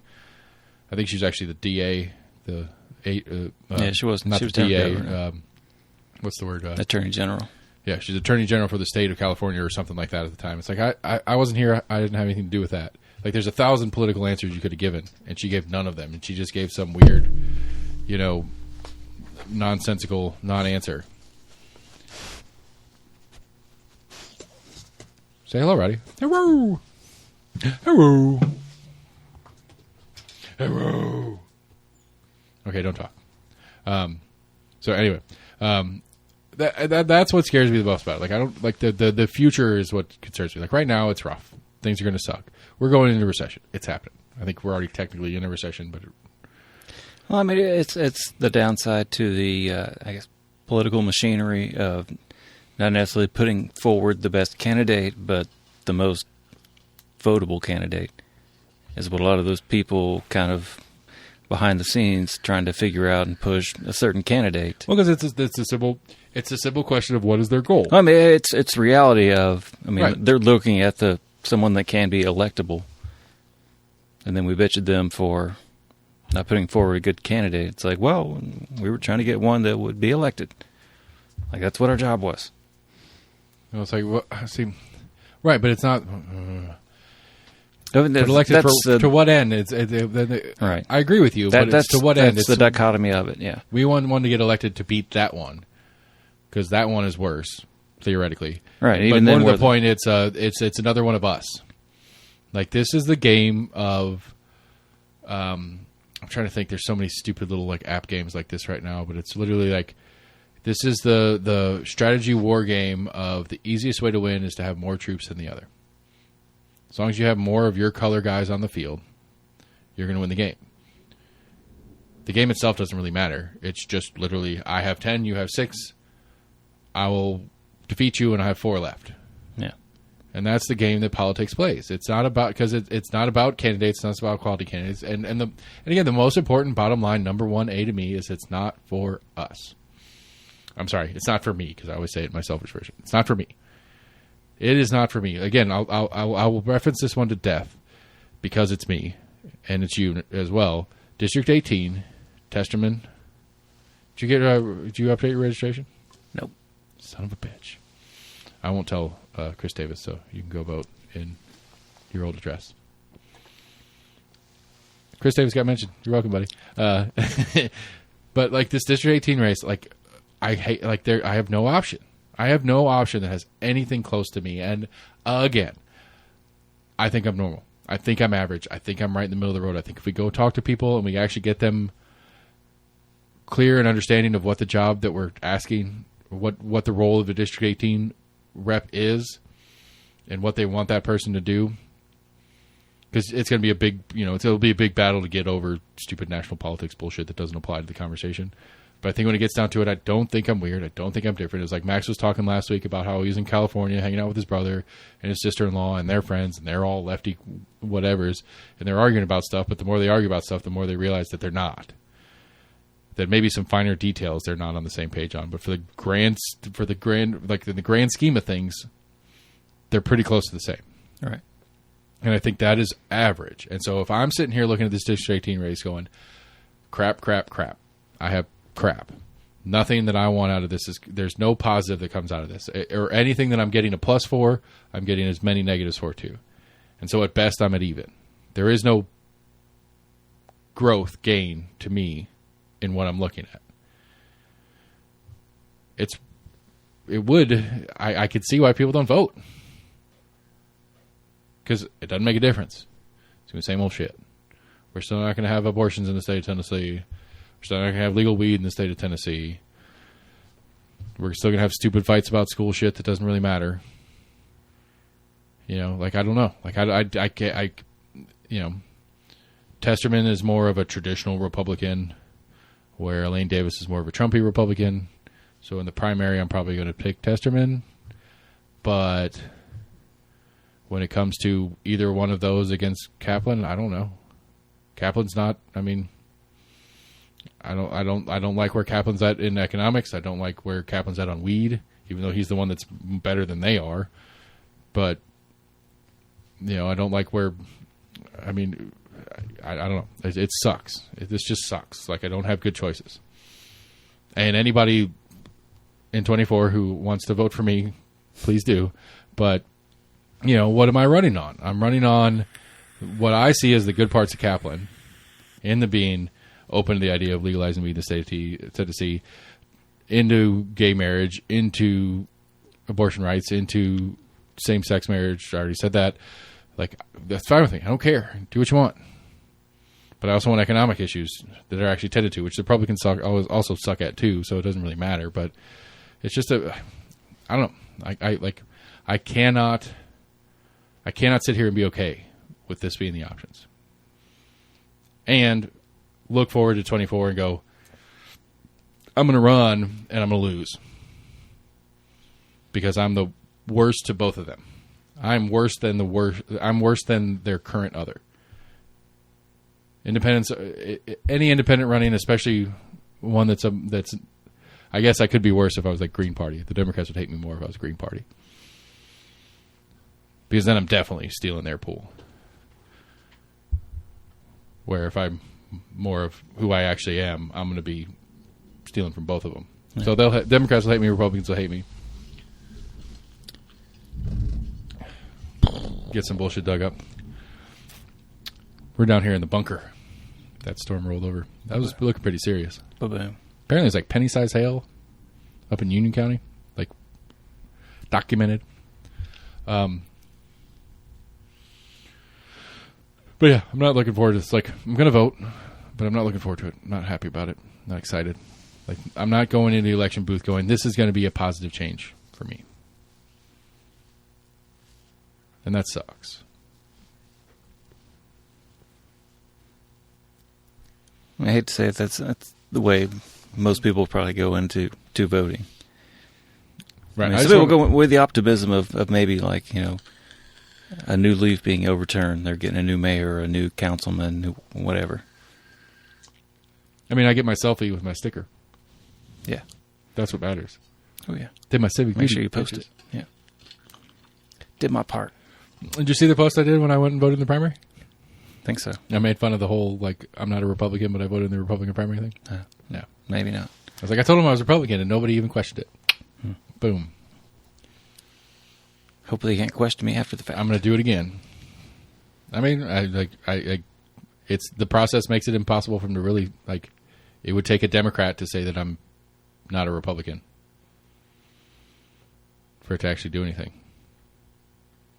So. They'd have to prove it. Right. Well, no, they don't. It's just the 3 election commissioners that oversee it would have to agree on it. Oh. And it's, I mean, I don't. Again, I mean, I shouldn't be voting in the primary anyway. It's none of my business. I shouldn't be allowed to. But it's open, so I'm going to do it. Have you been watching? Do you have Apple TV? Nope. Damn. It's a space show. It's awesome. For All Mankind. It's really cool. I think we talked about it on the show before. It's an alternate history. So the original episode starts off that the Russians are the first to the moon. And so it's like the space race in this alternate history where the Russians were there first. And they colonized the moon. And this new season they go to Mars. It's pretty exciting. It's a good show.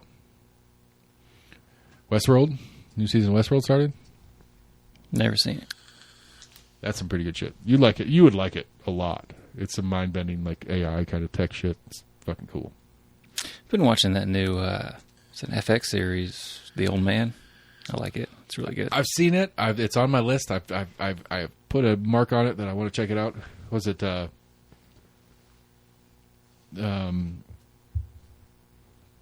Jeff Bridges. Yeah, Yeah. But it's got John dude. John Lithgow in it. Oh, John Lithgow's good too. I like him. And I can't remember her name from Arrested Development that played Maybe. I'd have to She's see in her. there. Anyway, what were we talking about? TV shows. Oh yeah, the Heroes. Have you or not Heroes? The Boys. No. Oh damn, son. Oh damn, son. That's fucking awesome. I'm behind a number of series. Do you have Amazon? Nope. I don't pay for any streaming services. Do you have Amazon Prime for ordering shit off Nope. of Amazon? Nope. Okay. Well, you're missing out. Like that one's fucking amazing. I've seen clips of Ted Lasso, and that's one that I'm interested in seeing. Lasso's really, really good. Yeah. I don't know when the new season starts, but I'm looking forward to it because it was really, really good. They were just announcing, I guess, some of the Emmy Awards earlier today. It was up for a bunch, and Succession, a bunch of other big TV shows. Yeah, I don't know. It was I very much enjoyed it. I'm very much looking forward to that. Like, it's weird as the streaming television world comes into focus, I guess, for lack of a better word. Yeah. How it used to be, it's Tuesday night, we're watching this, right? Right. It's Tuesday night, Friends is on, whatever the fuck it is. And then streaming kind of killed that for a while, and now it's back. Like, there are certain shows where it is like Only Murderers in the Building. It's on Hulu. If I'm selling it, it's a really fun, weird show. It comes out on Tuesdays, and so it's like watch it on Tuesday night, and it's like, God damn it, why isn't it Tuesday night again yet? Like, Right. I want to watch the next episode. Like all the shows that I've listed so far are like that now. Like the only one.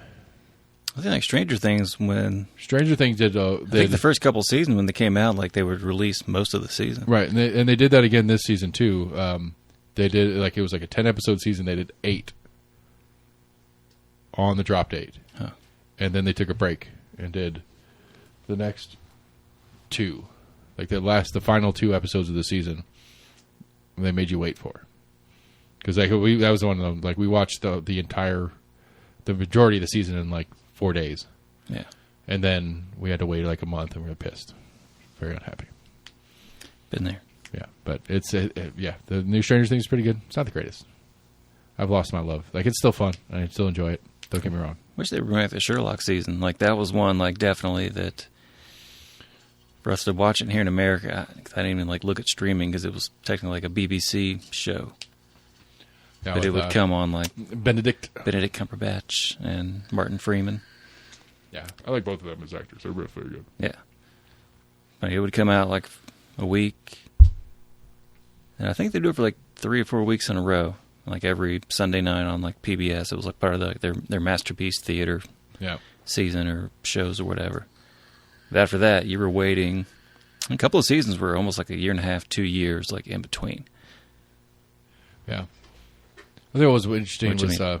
It brings apart that, like, like want of reading. Like, when people start Googling, like, when's this going to come out? When's this going to come out?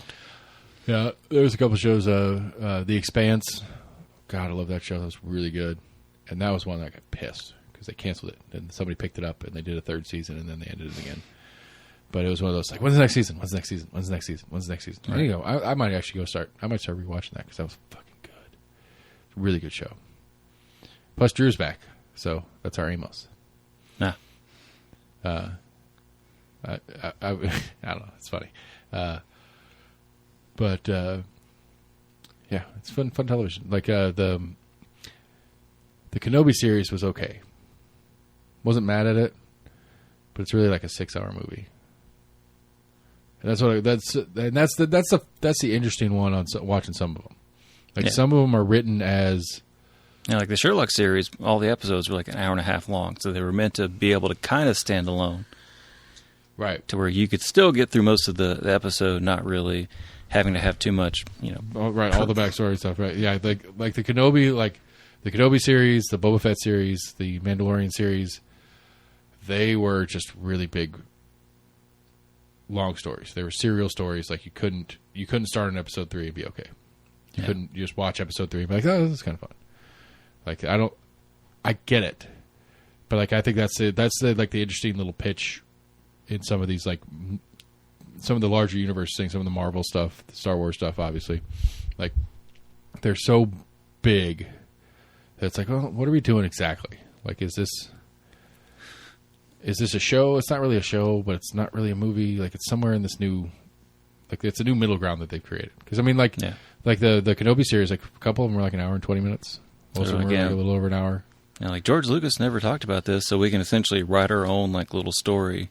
Oh, sure. With that pre-story in thought. The one thing about the Star Wars universe that, regardless, I mean, Lucas would never do it, and Disney sure as shit not going to do it either. But one thing about the Star Wars universe that I think has tons of opportunity is getting dark, but they just won't do it.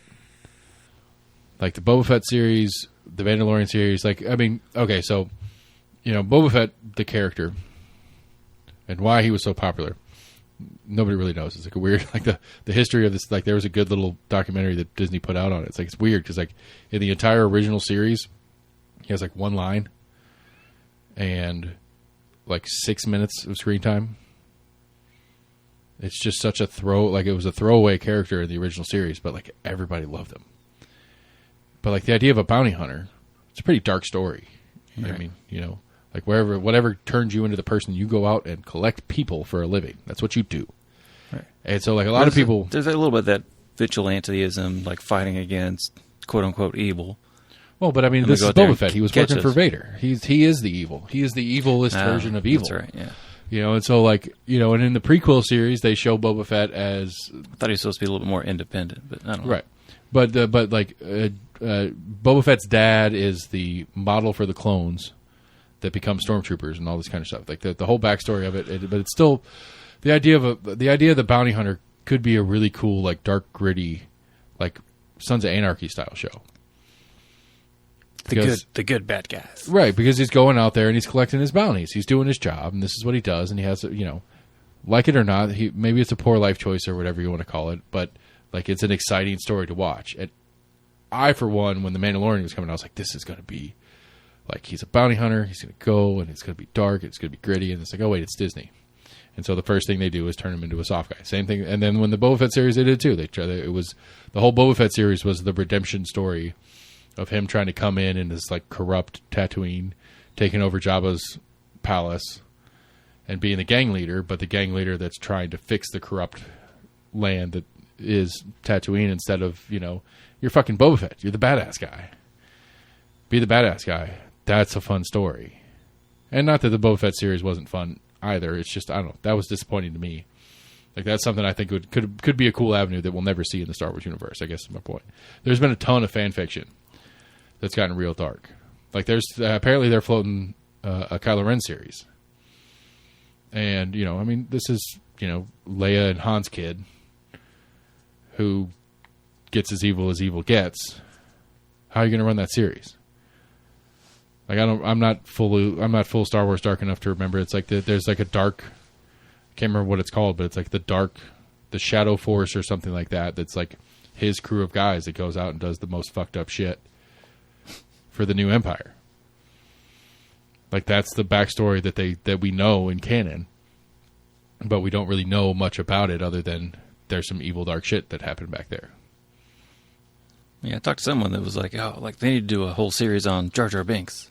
Like, that's the most like underdeveloped character. And that's the most hated character. That's one of the most hated characters in Star Wars canon. I mean, there's a bunch of like, oh, he's misunderstood. There's a bunch of fan fiction on that he is the overarching evil in the universe. Jar Jar Binks. Yeah, Really? It's really cool. Like, it's really cool, like, conspiracy, fan theory, whatever, but, like, that he is, like, his bumbling idiocy is on purpose. And that he stumbles into these things to get Anakin captured, to get Anakin into the situation where he goes with the Jedi, because they know Anakin's the bad guy. Or he knew, the theory is basically, like, Jar Jar knew that Anakin would be Vader. And so all his little bumbling idiocies was to make sure that he got in a position where he would go train with the Jedi and become Vader. And that he was part of the plot in making the transition of, like, you know, and getting Anakin Skywalker from the desert into the Emperor. And it's like fun little stuff. Like, I mean, it's very, like, tangential, very, you know, conspiracy theory style, whatever. But it's neat and it's fun, and there's a lot of that out there. There's a ton of Star Wars fan fiction. Yeah, it's just, no, to me, it's another one of those series that I haven't seen everything, so I feel like I'm, like, way far behind with, like, the Marvel series. It depends. And everything. Like, at this point, I don't even know where it starts. It depends which one. I mean, honestly, like, in the Star Wars universe, to me, Rogue One is the best thing Star Wars ever did, ever. That was one of the sequels. No, it was one of the first spin-offs. Okay, so, like, the main one, like, okay, so, like, Star Wars as we know it is the Skywalker story. It's the Skywalker saga. Right, and they came out with the prequels. Right, which is the Skywalker. It's like, so the prequel is Anakin Skywalker. The original is Luke Skywalker. Right. And then the 7, 8, 9 is still the Luke Skywalker story, more or less. Yeah. It's just a play out of the Luke Skywalker story where they introduce Rey and Leia. And I guess maybe it's the Leia Skywalker story, too. Because technically, they're brother-sister. And so, but, like, so the main movie series is the Skywalker story from beginning to end. But Rogue One takes place right before Episode 4, the original Star Wars. And it's how the Rebellion got the plans for the Death Star. And it is by far my favorite movie in the series. In all of the movies, in all of the anything, all the cartoons, all the sub TV show series that they've done and stuff like that, Rogue One is phenomenal. I'm trying to remember if that was the one that I did see. Is that supposed to be like number 6, essentially? No, it's number 3 3/4. Like, literally, the movie ends. Spoiler alert: the movie ends. 7. Do what? 7. 3, or it was one of the prequels. Was it the final prequel? No, it was not. So there's 9. There's 9 in the original series. Like, the full series is 9. Right. And then they have Solo, which is the Han Solo story, as a movie. And that is in between 3 and 4. And then they have Rogue One, which is also in between 3 and 4. Okay. Rogue One literally ends, like, literally the cut sequence as Rogue One ends. But it's not considered part of the 3 sequels in the 9 No, it's not. It is not a prequel sequel in the trilogy series. aspect. In the trilogy of trilogies. It is not part of the trilogy of trilogies. Yeah. But, like, it literally ends. Like, you could just cut the credits out and start the original Star Wars movie, and it's like, go.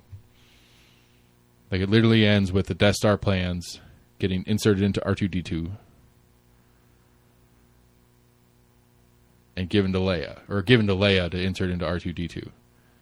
And then Episode 4 starts with the battlecruiser whole scene where Vader goes and they're searching it, and they shoot the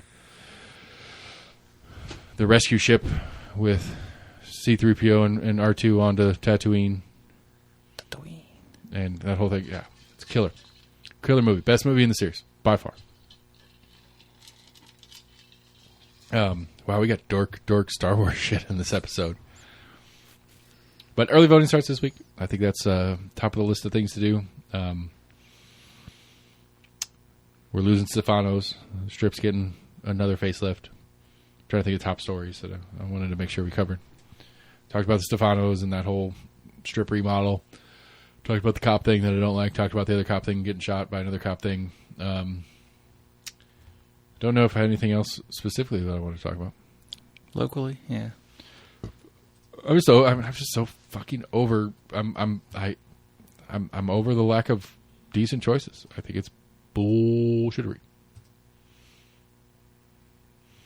And sadly, I don't know what changes it, because even if I do run, even when I do run, I'm going to lose, because we are so well programmed to hate the other. The other's bad, but the other is worse. I mean, I don't know. Hopefully we have some national groundswell of angry people that are tired of this two-party system, and I can ride that train into my District 18 seat. I mean, where are they going to put me? Like that whole thing, like the whole thing with Gloria Johnson and her fucking office, because this stupid system of... I don't think that's going to happen until there's really a push for people wanting that third party. I just, the only thing that keeps getting shoved down their throats. It's not the third party per much, but I think the problem is that people don't think they have the choice. B, I think people want to pick a winner, so they don't want to go with the third party because that's a loser. I think even people that are running, they don't necessarily want to pigeonhole themselves, but at the same time they want to be able to, I guess, ingratiate themselves in that particular market, that they want to say they're pro or against this or that. Right, but I think for me at least, it's I want to. My name is Lord Seth A. Barber. I'm running for District 18. I'm cool with things that the left likes, X, Y, Z, and I think we should push for. I think we should push for making these things options, availabilities for you as citizens, and I'm cool with things that the right like, X, Y, Z. A, B, C. I guess XYZ is over there. But here are my policy issues over here that the right's going to like. I think it's sell. If people paid attention, I think it would sell. But people don't pay attention. And I think that's the problem. I also have to get the lawyer involved to figure out how the podcast can work, whether I can run for office and talk about it, blah, blah, blah, whether I have to expense things. Because I registered the Barbarians Productions today. So I am now a legal entity in and of itself. And so that will be its own mess, but you know what legal obligations I have to do and all that kind of fucking shuffly bullshit. Which again, it's not one of those things. It's not that complicated, but it doesn't sound like fun to me to have to deal with that shit. As far as treasurers and like campaign finance rules and all that kind of stuff, right. I don't want to deal with that. I don't want to do that. I just want to go, hey, I'm not that, and I'm not that. I'm probably more like you than you can imagine. So give me a try. I would think the immediate pushback would be you're trying to placate both sides. Sure. Right. I mean, that would then bode more well to you. And that you're trying to get that middle of the road, which is an ever-growing populace. I mean, I think it's the populace at large, but I think the machine's too big to. I think the machine's too powerful to let it be that easy. I'm not going to get heard. People aren't going to hear me. Like, look at Constance. Like, realistically, like I talked to Constance. I know she's a little crazy. Like, legitimately, like, you know, diagnosably crazy. Like, she has PTSD and shit that we did to her because we sent her over to Afghanistan and Iraq, or both, or one or the other. I can't remember which one. But, like, we did that to her. We made this person. But realistically, for the most part, her ideals and her, I mean, it's not bad. It's better than, to me, it's better than what I hear out of fucking Governor Lee, at least. Like, number one A priority is, what do you think? Like, that's the first thing of, like, anything. Like, what do you think about that issue? It's like, well, I'm asking you. It's like, well, I don't know. I'm not sure how I feel about that issue. I'm not sure what the right move on that issue is. I know that whatever her general philosophy is, whatever makes the most sense, realistically, for the black and brown and poor community. That's her main demographic that she cares about. Which I think is a little bit disappointing. That's not the right word. It's a little bit. What's the word I'm looking for here?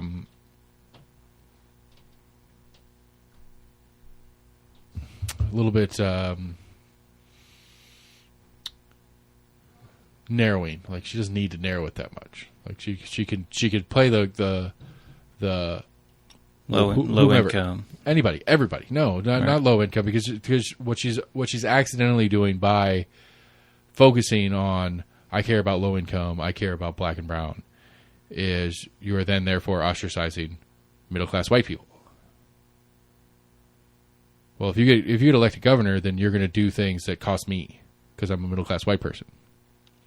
She got a large one like those struggling to pay grocery bills, and like that's almost everybody. Right. That's what I'm saying. Like yeah. you could preach the same message without making it a race, sex, gender issue. Yeah. You could get after the same thing. It's like I care about because honestly, I think if you break down, like to me, when I talk to her, if you really simplified the ideal, it's actually the I work for you idea.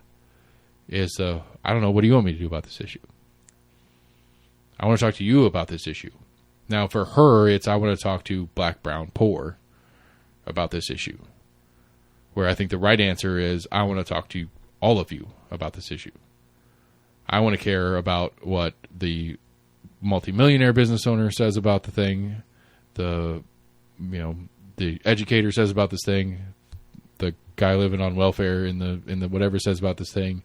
I want to know everybody's opinion on that thing. And I want to hear all those opinions and look at the ideal and say, okay, well, what makes the most sense to all these people, and how do I get that program in place that's going to help the most people, do the best for most people, grow this, that, or the other? Because I have a base idea on that, but I'm not married to it. Because my base ideal is it's not my job as governor or the District 18. Like, you figure it out. It's not our job to do it for you. You figure it out. We're going to get ourselves out of this so you can take care of it. That's my general idea on it. But that doesn't mean that's how I'm going to govern, because I don't think that's my job as a governor or as a District 18 rep. My job as a District 18 rep is to say, people that live in District 18, tell me what to do. Here's the issue. Tell me what to do. So realistically, to me, it doesn't matter. What really matters to me about an elected representative is whether they actually listen and do what the constituents tell them to do. Right. But I don't think that's the way most people look at politicians anymore. They're voting for the person that they think is going to do the thing that they want them to do, because of the ideals that they said they would do if they did so. Right. Not, oh, well, there's this one very specific issue that has very specific needs. I'm going to vote on that based on how I feel about that. Some people are still going to do that. Right. But I think that's what most elected officials do. And actually, I don't even think that's true either. I think most elected officials do what they're told. But generally, ideally, it is that I'm doing what I think is right in the situation. Not necessarily for my constituency, but what I think is right. Because that's what they voted for me for. Because they voted because they agree with my philosophy. Right. And so my philosophy is I don't have one. Tell me what my philosophy is. Because I work for you. Honestly, my philosophy is I ought not exist. Or I ought to exist in this very limited manner. Not me personally. I ought to exist because I'm a human being. But you I elect me to a position that I don't think should even be here. Sure. I think that what I do is totally stupid, and that is the core issue of libertarianism at large. Is we preach a philosophy of government is the problem, not the solution. Vote for me. Still just don't understand it, I guess. I don't understand how you don't understand it. I don't know how to explain it, and that is my number one failing as a candidate. I suck at explaining things. I don't understand how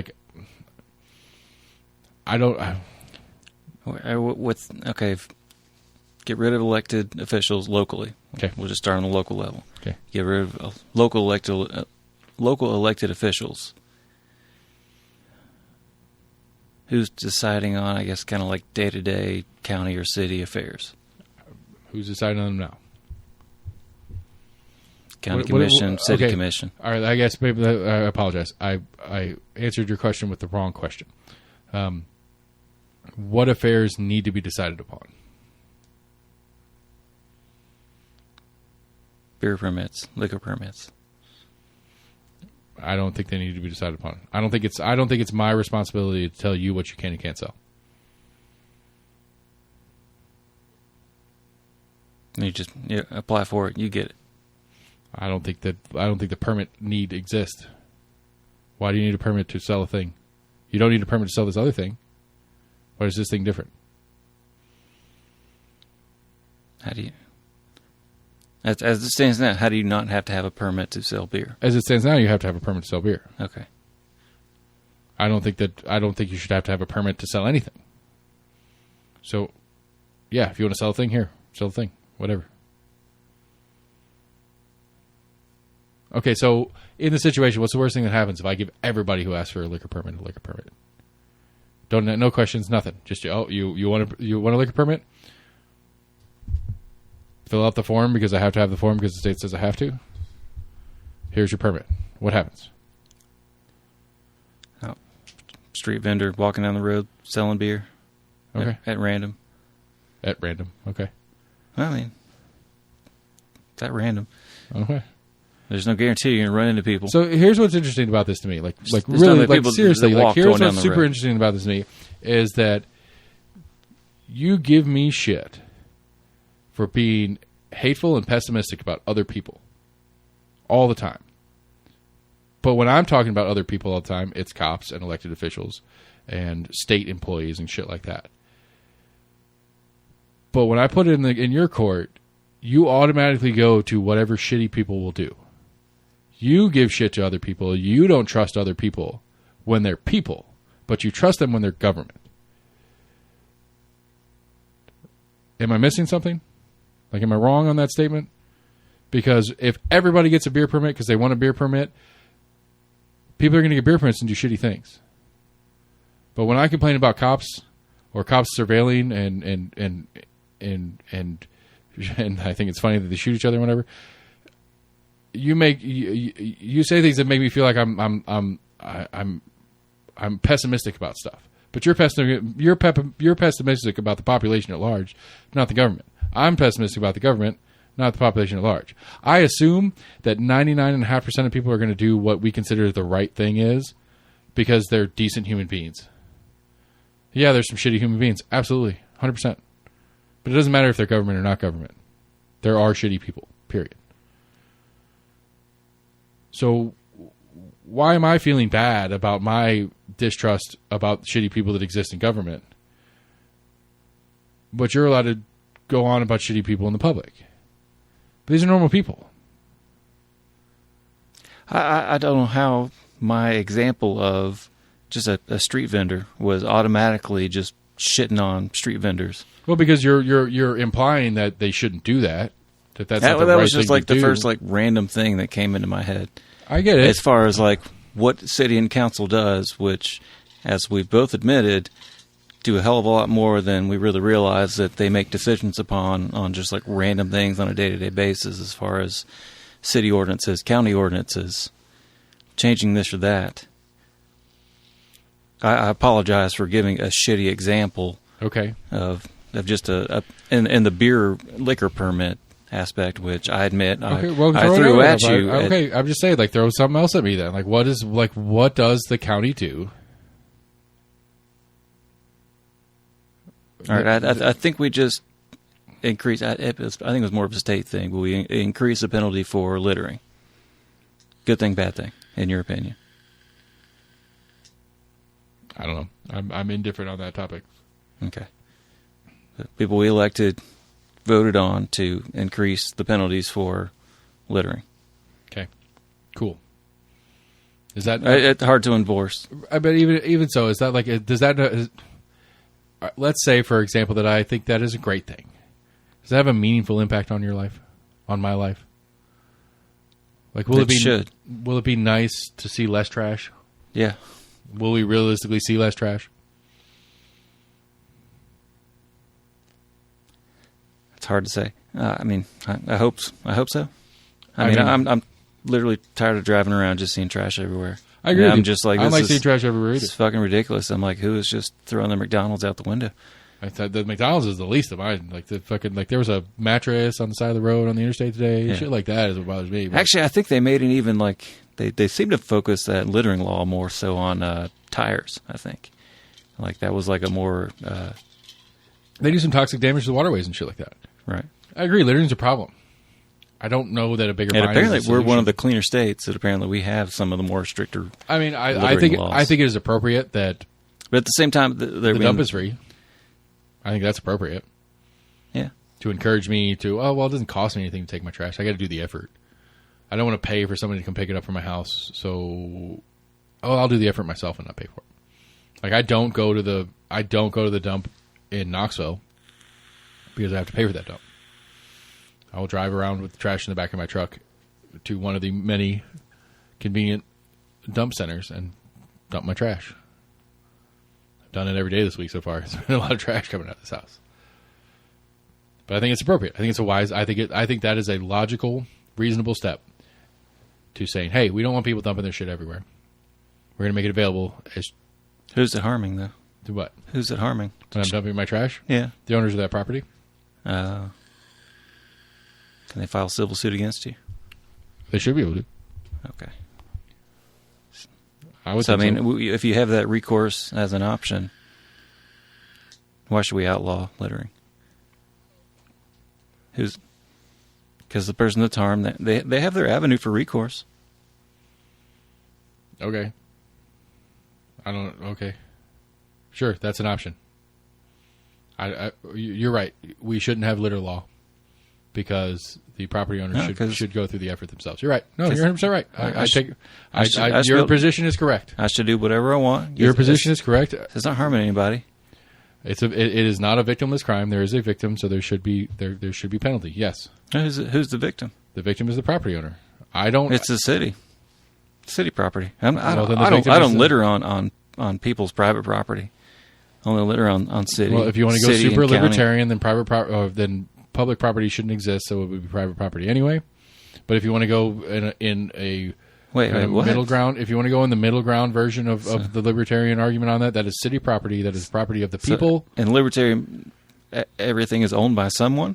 In the There's some entity. yes, there's that private property is key to libertarianism. Yes.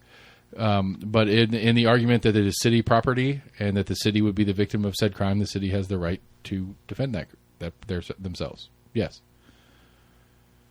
But I'm not harming anyone. Who's the victim? the city. How are they being harmed? They're having to clean it up themselves. That takes energy, time, effort. Otherwise, either they hire somebody to pick it up or they pick it up themselves. That's their time and effort that is worth money. They were mowing the grass anyway. Okay. They just had to stop mowing the grass, bend over, pick up a thing. No, they just chop it up. Well, then they're littering too. But it's on their own land at that point, so who cares?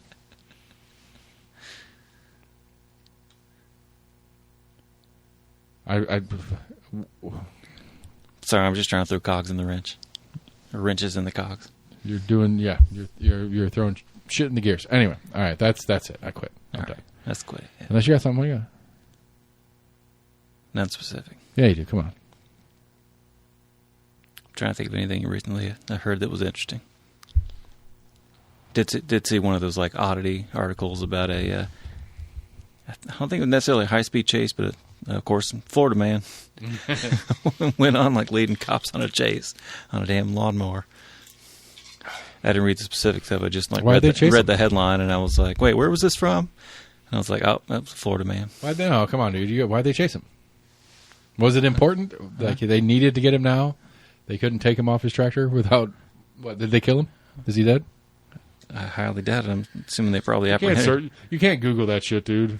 I'm not Googling. I'm looking at the story that I actually read. Oh, okay. I'm just checking because like I was afraid you were going to Google it because Florida man lawnmower feels like there's going to be 10,000 stories that pops up. Let's see here. He tried to avoid arrest. Let's see here. Avoid arrest for what? Said they was trying to serve arrest warrants on a 40-year-old man and found him on the mower in a backyard. They shouted at him to stop and get on the ground when he tried to escape on the mower.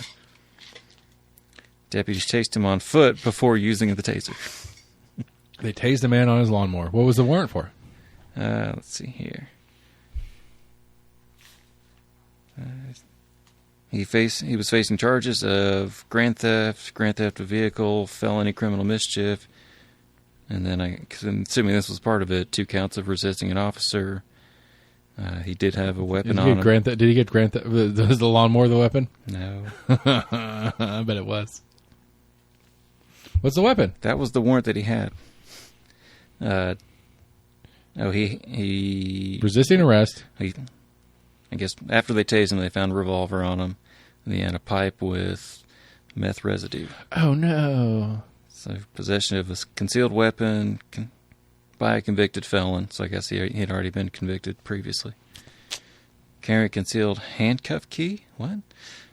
Possession of drug paraphernalia. That's right. Only the cops are allowed to have handcuff keys, buddy. And felony failure and other accounts. They tased him off his lawnmower.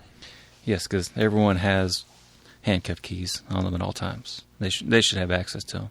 You should have access to it. You should have public access to handcuff keys at all times. I mean, I don't know if the cops have special handcuff keys that are different than other handcuff keys. I don't think I have the right to have every single handcuff key that exists. But if I were to go to you should have the right to have some of them. Sure, just a majority of them. Why? Yeah. What purpose does it serve you? What purpose does it serve you? I don't fucking care if it serves a purpose. Then why the fuck do you want it? I don't want it, but I should be able to get it. If I do want it. Anything that they can have, I should be able to have. Period. End of story. Why? Because they're just fucking people. Okay. They're just people. They're not fucking special. They're underpaid. They're shitbags at large. Do you expand that thought to anyone else? Any other profession? Yeah. I should be able to go buy... paramedics and doctors? I should be able to go and get liquid cocaine you should be able to, eye doctors use it. Yes. Right. I should be able to go get liquid cocaine just because eye doctors... Yes. Anyone should be able to prescribe themselves just any kind of medicine they want. Any piece of equipment that anybody has to do their job, I should have... it should be publicly accessible. Yes. Yes. I should be able to get hair clippers and cut my own fucking hair. I should be able to get... Can you not do that? I can. Oh, okay. Right. Okay. Okay. Well, I don't know why you're pushing for something you already have access to. I'm not pushing for shit. I'm just making an example of... You're making an example that does not make fucking sense. You were the one that said, what other profession... Okay, so how about this? What other profession has things that I shouldn't have access to because I'm a citizen? I'm sorry. I assumed that was just... What other profession other than police should I not have access to? Can I buy a fire truck? Why not? Yes. Fully functioning? No. Why not? Would it be a bad thing for a random citizen to have a truck that could go out there and help save lives? Oh, wait, no, I might do something bad with it. I might get on my ladder and peek in a window at some boobies or something. Because people are bad. Why can't I get a fire truck? Can I? Am I allowed to go buy a fire truck if I want to? Some of those trucks have other capabilities other than just spraying water. You have access to what some would consider dangerous chemicals, depending on if you're fighting a grease fire. Because what some would consider is more important than what I consider. I'm just talking about the actual chemicals that you have access to in fighting some fires. Oh.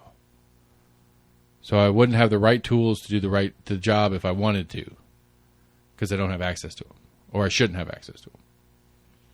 What other job should I not have access to tools for? If I wanted to. Paramedics, doctors, lawyers. So if I want to be a doctor, I shouldn't have access to the tools? Oh, I have to have special access because the state has to approve my access. Right. Okay. So I can't get a syringe to give vaccines. You have access to... You can buy syringes. Oh. I just can't get the drugs themselves. Right. Oh, okay. Because... Why again? Because the state decided so? Because they're smarter than me? Because they're considered controlled substances, yes. Oh, okay. So is pot, right? I guess considered a controlled substance, yes. All right. So the smart guys are correct all the time.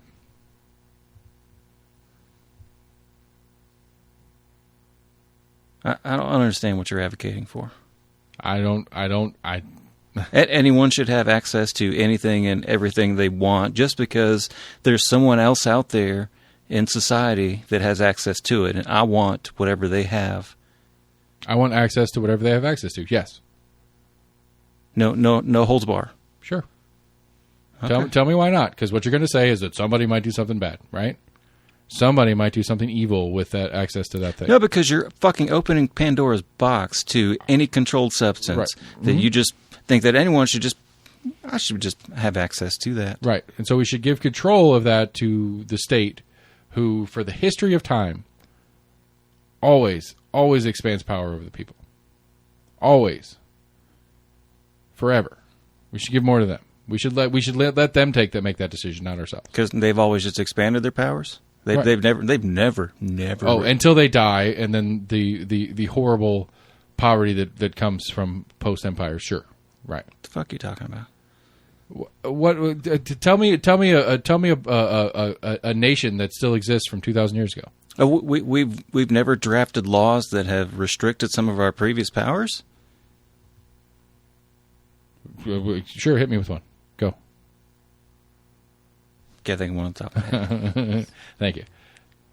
The point is that this. But lawmakers have come into. I'm sorry, I can't name one off the top of my head because there's so many, as we've talked about before, there's so many random laws that we pass on a not necessarily day-to-day basis, on a weekly basis whenever session is in, where sometimes they are expanding powers, but I'd say, probably a minority of the time, they're actually reining in some of those powers as far as who can do this and that. I'm sorry, I've just got to push back against your thing that just on every single session, we're just, the state government is just, gimme. I mean, we just got to have more power. As a when it sounds like in the totality, inverse, in totality, it was probably at the end of each session, whether it's state or federal, it is probably more than it was before they started. Yes, they're adding. You could things. argue that, but at the same time, society changes, and that's why we have the legislative process that we do have. Is it is open right. So to being able to change in the event of society changing. The terrible smartphones people and things coming choose. about. We have to start making some kind of laws on smartphone usage and blah blah blah. The terrible people that I get to choose from get to update the game. Like it's that simple to me. Like this terrible decision I get to make between Kaplan and whoever wins the Republican primary for 18. Yes, they're the ones our elected officials do get to decide upon what laws get made. Yes. Mm-hmm. And to me, the less power and authority that they have, the better. And you disagree, and I get it, and that's fine. You disagree. You think they should. Somebody should. Somebody has to. Because if not, it would be chaos. We'd be out here just fucking littering in everybody else's driveway and shooting up heroin because we can get it whenever we want to. To an extent, yeah. Right. And so the lesser of two evils is better than whatever the fuck you want to do with yourself. Yeah. Okay. So you acknowledge that you need to be controlled. That you're asking to be controlled. No. Yes, you are. I'm asking for there to be restraints on society, yes. Okay. Because not you need to be controlled, but somebody else does. Because you're fine. It's these other people out there that couldn't possibly be an elected official or a police officer or any of those people. But just these other random people out on the street. They need to be controlled. Because if we don't control them, they're going to do something crazy. People that have no respect for any kind of law and order, that decide that even when there is law and order, that they still elect to defy it. So they do it. Yes. They're already doing it, but we should... But we should just make it legal. We should just make it whatever they do. We should just make that legal. And then there won't be anybody in jail. I mean, if there's no victim, what's the point? That's right. That's where I'm at on that. I'm at that point. I love you, buddy. I really do. Do you really? I do. I question that at times. No, you don't.